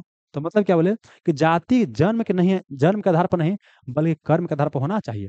इन्होंने क्या बोला कि जो लोग हिंदू धर्म छोड़ के दूसरा धर्म अपना लिया है ना, वो दोबारा आपस वापस आइए। तो इसके लिए चला इन्होंने शुद्धि आंदोलन। और इन्होंने क्या किया, ये बहुत महत्वपूर्ण है, 1875 में मुंबई में, कहा मुंबई में, मुंबई बोलिए बम्बई बोलिए सब एक ही है, यहाँ पर आर्य समाज है, क्या बोले, आर्य समाज का स्थापना किया। आर्य समाज के स्थापना किसने किया? दयानंद सरस्वती ने किया। कहाँ किया? मुंबई में किया। कब किया? 1875 में। लेकिन इसका मुख्यालय पूछेगा तो मुख्यालय मुंबई में नहीं था। कहाँ? लाहौर में। वो जो गाना सुने ना कि लगा दिन लाहौर दिया, तो लाहौर वर्तमान में कहाँ पड़ता है? पाकिस्तान में पड़ता था। पहले भारत पाकिस्तान तो एक ही था ना। तो 1875 में मुंबई में आर्य समाज का स्थापना किया। और यहाँ कहाँ इसका मुख्यालय है? लाहौर में। अब आप सुनिएगा, शिक्षा के क्षेत्र में इसका सबसे बड़ा योगदान था क्या? आपको डीएवी। आर्य समाज का सबसे बड़ा योगदान शिक्षा के फील्ड में क्या था? आपको डीएवी था। लेकिन ध्यान रखिएगा, डीएवी के बनाने वाले व्यक्ति आप ही नहीं थे, दयानंद सरस्वती नहीं थे, क्योंकि देखिए इनका 1883 में मृत्यु हो गया और डीएवी बना 1886 में बना। तो ये कौन बनाए हैं? तो ये बनाए हैं लाला हंसराज। कौन? लाला हंसराज। तो देखिए, एक लाला हरदयाल है, तो ये हम क्या बोल रहे हैं? लाला हंसराज बोल रहे हैं। लाला, ये क्वेश्चन पूछा गया, इसको बोलता डीएवी को होता है दयानंद एंग्लो वैदिक स्कूल। या क्वेश्चन पूछा गया है एक बार, देखिए अलग अलग एग्जाम में, कि एंग्लो वैदिक स्कूल का स्थापना किसने किया? लाला हंसराज ने किया। कब किया? 1886 में किया। दयानंद सरस्वती इसका संस्थापक नहीं है, तो ये आपको ध्यान रखना पड़ेगा, ठीक ना। सुनिए, अब आपको और क्या पढ़ना चाहिए? आर्य समाज, ब्राह्मण समाज और विवेकानंद को साथ इंटरलिंक करके पढ़ना चाहिए। क्योंकि समय की यहाँ बाध्यता है, इस कारण से हम इसको नहीं डील करेंगे। कोई और लेसन आएगा तो वहां पर डील करेंगे। अब आइए यहाँ पर, अब नेक्स्ट क्वेश्चन की ओर। किस संविधान संशोधन के तहत प्रावधान किया गया कि राष्ट्रपति को संविधान संशोधन विधेयक को मंजूरी देना अनिवार्य है? देखिए यहाँ पर क्या क्या आ रहा है, एक राष्ट्रपति आ रहा है, एक आ रहा है आपको संविधान संशोधन। तो समझिए क्या हमारा संविधान क्या होता है, संविधान देश को चलाने के लिए नैतिक नियम कानून लिखा होता है। पहले देखिए, पहले जो देश होता था या लोग होता था, धर्म के द्वारा चलता था। धर्म बेसिकली भगवान नहीं है, धर्म क्या है, समाज को चलाने के लिए एक नैतिक नियम है। लेकिन समय के साथ कई सारा धर्म आ गया, कोई ऐसे पूजा करला बोला, कोई ऐसे पूजा करला बोला, कोई ऐसे पूजा कर अल्लाह होकर के पूजा करला बोला, कोई बोला कि ना ऐसे करके पूजा कीजिए, कोई टीका लगा के पूजा कीजिए। तो अलग अलग तरीका हो गया, अलग अलग क्या है, विचार आ गया। तो सब के चीज को मिला करके क्या कर दिया गया, आपको धर्मनिरपेक्ष कानून बना दिया गया, सब धर्म से परे। और उसको एक किताब में लिख दिया गया। भारत की बात करते हैं, कई देश का संविधान लिखा हुआ नहीं रहता। एग्जाम्पल के लिए हमारे घर में कोई आता था, उसको पैर छू के प्रणाम करते, कहीं लिखा है कि पैर छू के प्रणाम करना है, परंपरा के आधार पर चला रहा है। तो ब्रिटेन का जो संविधान है क्या है, अलिखित संविधान है। पूछेगा किस देश का संविधान लिखित है, तो ब्रिटेन का संविधान क्या है, अलिखित है। ठीक है, भारत का क्या है, लिखित है। मैक्सिमम देश का क्या है, आपको लिखित ही है। तो यह संविधान क्या है, लिख दिया गया। अब देखिए, जिस समय लिखा गया था 1950 में लिखा गया था, तो समय बदलेगा तो जरूरत बदलेगा, और जरूरत बदलेगा तो इसमें बदलाव होना चाहिए। एग्जाम्पल के लिए आपने रूटीन बनाया कि सवेरे उठ के रोज पढ़ना है 4-4 बजे, 4-4 घंटा सवेरे उठ के। अब पता लगा कि ला सवेरे नींद नहीं टूटता है, तो बदलाव करेंगे ना जी। पहले इंटरनेट नहीं था, अब इंटरनेट आ गया, इंटरनेट के बारे में कुछ लिखना नहीं होगा, तो कुछ लिखना पड़ेगा। तो संविधान में संशोधन करने की हमारे यहाँ प्रक्रिया ऑलरेडी किया गया है। ये पॉइंट समझ में गया। तो देखिए क्या होता है, हमारे संविधान में क्या है कि भाग 20 अनुच्छेद 368 में संविधान संशोधन की प्रक्रिया का उल्लेख किया गया है। और संविधान संशोधन करने की जो प्रक्रिया हमने कहां से लिया है, साउथ अफ्रीका से। साउथ अफ्रीका को बोलते हैं दक्षिण अफ्रीका, दक्षिण अफ्रीका कहा जाता है। साउथ अफ्रीका को बोलते हैं दक्षिण अफ्रीका कहा जाता है। अब देखिए यहाँ इसके हम डिटेलिंग में नहीं जा रहे हैं, ये हम अलग आपको टॉपिक बताएंगे। यहाँ जो क्वेश्चन उस पर आते हैं, देखिए हमारे यहाँ कैसे होता है, कोई कानून कैसे बनता है। देखिए सबसे पहले ये हमारा एक होता है संसद, होता है संसद। तो संसद में होता है 2 घर होता है, एक को बोलते हैं लोकसभा, एक को बोलते हैं राज्यसभा। देखिए संसद में 2 घर हो गया, लेकिन इसका अंग पूछेगा तो जो राष्ट्रपति होता है, क्या होता है आपको, राष्ट्रपति। ये भी क्या होता है, संसद का अंग होता है। तो संसद का अंग 3 गो होता है, लोकसभा, राज्यसभा, राष्ट्रपति। लेकिन घर पूछेगा संसद में घर या हाउस, तो कितना होता है, लोकसभा, राज्यसभा। हमारे यहाँ कानून कैसे बनता है, कुछ भी बनना होता है तो नियम कैसे बनता है। देखिए लोकसभा राज्यसभा से बिल पारित होगा, आ जाता कहाँ, राष्ट्रपति। अगर ये सिग्नेचर करेगा तो कानून बनेगा, और सिग्नेचर नहीं करेगा तो कानून नहीं बनेगा। तो यहाँ पर आपको पढ़ना क्या है, राष्ट्रपति का वीटो शक्ति भी पढ़ना, जो कि यहाँ हम नहीं पढ़ाएंगे, बाद में पढ़ाएंगे। राष्ट्रपति का वीटो शक्ति आपको पढ़ना है, ठीक ना। अब समझे क्या कि यहाँ से जो विधेयक यहाँ जाता है, तो राष्ट्रपति के पास कई पावर होता है। कई बार क्या होता है, लौटा देता है, कई बार नहीं लौटाता है।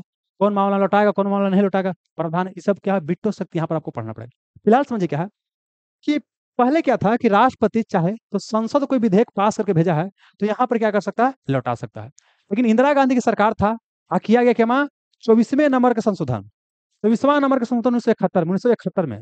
और यहाँ पर बोला गया कि अगर देखिए नॉर्मल अगर कोई विधेयक है, कानून बनने के लिए जाता है, नॉर्मल की बात करते हैं, तो वहां पर तो कोई अलग मैटर है। लेकिन अगर संविधान में संशोधन करने वाला कोई विधेयक जाता है, संविधान संशोधन करने वाला विधेयक, तो राष्ट्रपति को सिग्नेचर करना, हस्ताक्षर करना क्या अनिवार्य है। तो क्वेश्चन क्या क्या पूछेगा, पहला पूछेगा किस संविधान संशोधन के तहत यह प्रावधान किया गया कि संविधान संशोधन विधेयक अगर राष्ट्रपति के पास जाता है तो राष्ट्रपति हस्ताक्षर करना अनिवार्य है।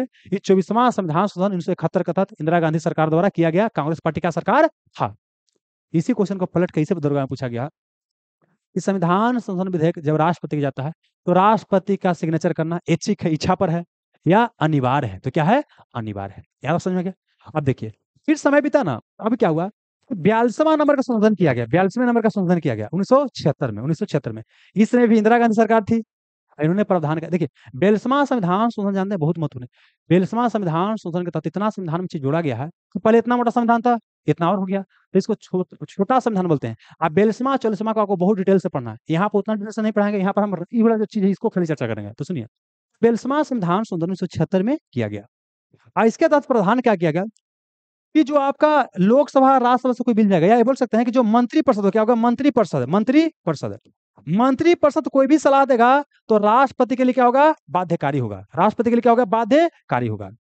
मतलब संसद से कोई भी विधेयक जाता है या मंत्रिपरिषद से कोई विधेयक जाता है तो राष्ट्रपति का सिग्नेचर करना क्या अनिवार्य है। मतलब राष्ट्रपति का सब पावर छीन लिया गया यहाँ से, ठीक है ना।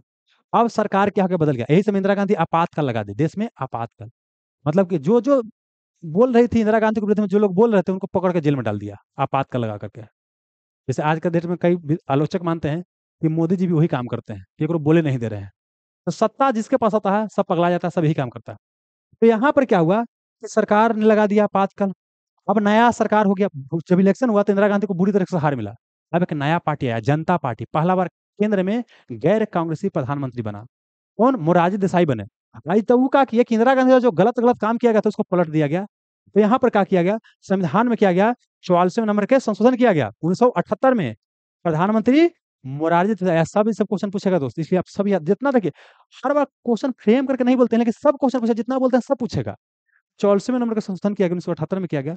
और यहाँ पर क्या बोला गया कि देखिए, एक बार क्या है कि राष्ट्रपति के पास गया विधेयक तो एक बार पुनर्विचार के लिए लौटा सकता है। अब अगर सेम चीज दोबारा भेज देगा तो सिग्नेचर करना अनिवार्य है। तो क्वेश्चन क्या है, अगर क्या है वर्तमान में प्रावधान क्या है कि राष्ट्रपति के पास अगर कोई विधेयक जाता है तो एक बार पुनर्विचार के लिए लौटा सकता है। ये पुनर्विचार का शक्ति है राष्ट्रपति को। इस संविधान संशोधन के तहत दिया गया, तो आपको दिया गया 44वां संविधान संशोधन 1978 के तहत दिया गया। अगर अब अगला क्वेश्चन पूछेगा, अगर पुनर्विचार के लिए भेजा, आप कुछ फेरबदल नहीं किया, वही चीज को दोबारा भेज दिया, अब राष्ट्रपति के पास कोई पावर नहीं है।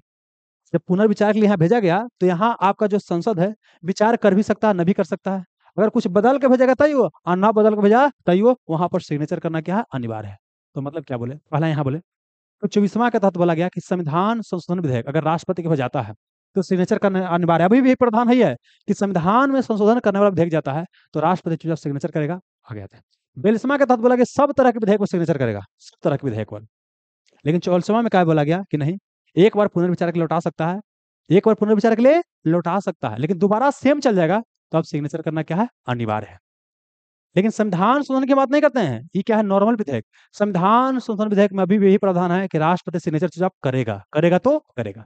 अब आइए यहाँ क्वेश्चन पर कि हाँ, किस संविधान संशोधन के तहत प्रावधान किया गया कि राष्ट्रपति को संविधान संशोधन विधेयक को मंजूरी देना अनिवार्य है। तो बताइए, ये आपको 24वां संविधान संशोधन 1971 के तहत प्रावधान किया गया है। आप 42वां को मिनी संविधान बोलते हैं। आप 42वां में क्या है, सब संशोधन विधेयक को सब विधेयक पर बोला कि मंजूरी देना है। यहाँ बोला कि नहीं, एक बार पुनर्विचार के लिए लौटा सकता है। पुनर्विचार करने की शक्ति आपको 44वां संविधान संशोधन 1978 का तहत लौटा दिया गया। ये पॉइंट समझ में आ गया। अब एक और आ गया 26वां संविधान संशोधन, ये भी महत्वपूर्ण है, बहुत महत्वपूर्ण है। देखिए, जब हमारा भारत क्या हुआ, आजाद हुआ अंग्रेज से, तो अंग्रेज जब यहाँ शासन कर रहा था ना, कुछ एरिया पर डायरेक्ट कंट्रोल करके शासन कर रहा था, और कुछ एरिया में यहाँ के राजा महाराजा शासन करता था। कि ये मोड़ के नहीं होता कि इतना एरिया के ये, इतना एरिया के, जो जहां पर अंग्रेज डायरेक्ट शासन कर रहा था उसको ब्रिटिश प्रांत बोला गया। और जहां यहाँ के राजा महाराजा शासन कर रहे थे उसको बोले ब्रिटिश, उसको बोले देसी रियासत, बोले देसी रियासत। देखिए, इंग्लैंड जहां डायरेक्ट शासन कर रहा है उसको बोले ब्रिटिश प्रांत। और जहां पर क्या बोले कि यहाँ पर अलग अलग राजा महाराजा शासन कर रहा था उसको बोलते ब्रिटिश, सॉरी फिर गड़ा गया। यहाँ पर क्या बोले कि जहां पर इंग्लैंड वाला डायरेक्ट शासन कर रहा था उसको ब्रिटिश प्रांत बोल दिए, और जहां यहाँ राजा महाराजा शासन कर रहा था उसको देसी रियासत बोल दिए। इंग्लैंड जब यहाँ से गया तो हमारे यहाँ 500 से भी क्या था, अधिक देसी रियासत था। सबके बहला फुसला के इंडिया में जुड़ा गया था। और सरदार वल्लभ भाई पटेल का बहुत बड़ा भूमिका था सबको जोड़ने में। इसी कारण से उनको बोलते हैं भारत का आयरन मैन, भारत का बिस्मार्क, है ना, या भारत का एकता के अग्रदूत बोलते हैं। ये सब उनको नाम है, उपनाम है। अब देखिए क्या हुआ कि जब देसी रियासत भारत में नहीं मिला तो उसको फुसलाया गया था कि तुमको जो अधिकार है रहेगा, तुमको 50 को तोप का सलामी मिलता है वो सब मिलेगा, तुमको जो सुविधा मिलता है सब मिलेगा, खाली भारत साथ मिल जाओ, मिल गया। अब भारत में गरीबी बड़ी था, चूंकि भारत में गरीबी ज्यादा है, संसाधन नहीं है, और राजा महाराजा जो फालतू कैसे पैसा खर्च कर रहा है उसको महीने महीने मिलता है। तब इंदिरा गांधी की सरकार द्वारा क्या किया गया, संविधान में 26वां संशोधन किया गया। बोला गया कि जो भी देसी रियासत के राजा महाराजा है, शासक है, उनको जो विशेष अधिकार मिला हुआ है, सब समाप्त हो जाएगा।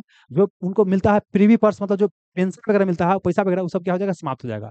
तो ये क्वेश्चन ऐसे पूछेगा, किस संविधान संशोधन अधिनियम का तहत यह प्रावधान किया गया कि जो देसी रियासत के राजा महाराजा हैं उनको जो विशेष अधिकार है, प्रीवी जो पर्स मिलता है, सुविधा मिलता है, उस सब तरह की सुविधा को समाप्त किया जाएगा। ये 26वां संविधान संशोधन मुझे कब किया गया, 1971 में किया गया। समझ में आ गया। तो एक क्या था, आपको इतना सारा चीज आपको जाना था। देखिए, अभी तो क्या है कि पहला लेसन था तो थोड़ा ज्यादा हो गया, कम हो गया। आप लोग क्या है, अपना जो भी फीडबैक होगा जरूर बताइएगा कि और इसको कम करना है या बढ़ाना है ना। क्योंकि देखिए, बच्चा जल्दी उब जाते हैं, उनको लगता है कि बस मोटा मोटी खाली पढ़ाई निकल जाए। तो बस आज के लिए इतना ही पंचामृत सीरीज में था। और जरूर बताइएगा कि थोड़ा सा इसमें क्या सुधार की आवश्यकता है। इसे तो हम अपने स्तर से प्रयास कर रहे हैं कि आपको मैक्सिमम बेनिफिट पहुंचाया जाए, लेकिन फिर भी जानते हैं हमेशा क्या होता है, इंप्रूवमेंट की आवश्यकता होता है। बताइएगा। ठीक है, धन्यवाद।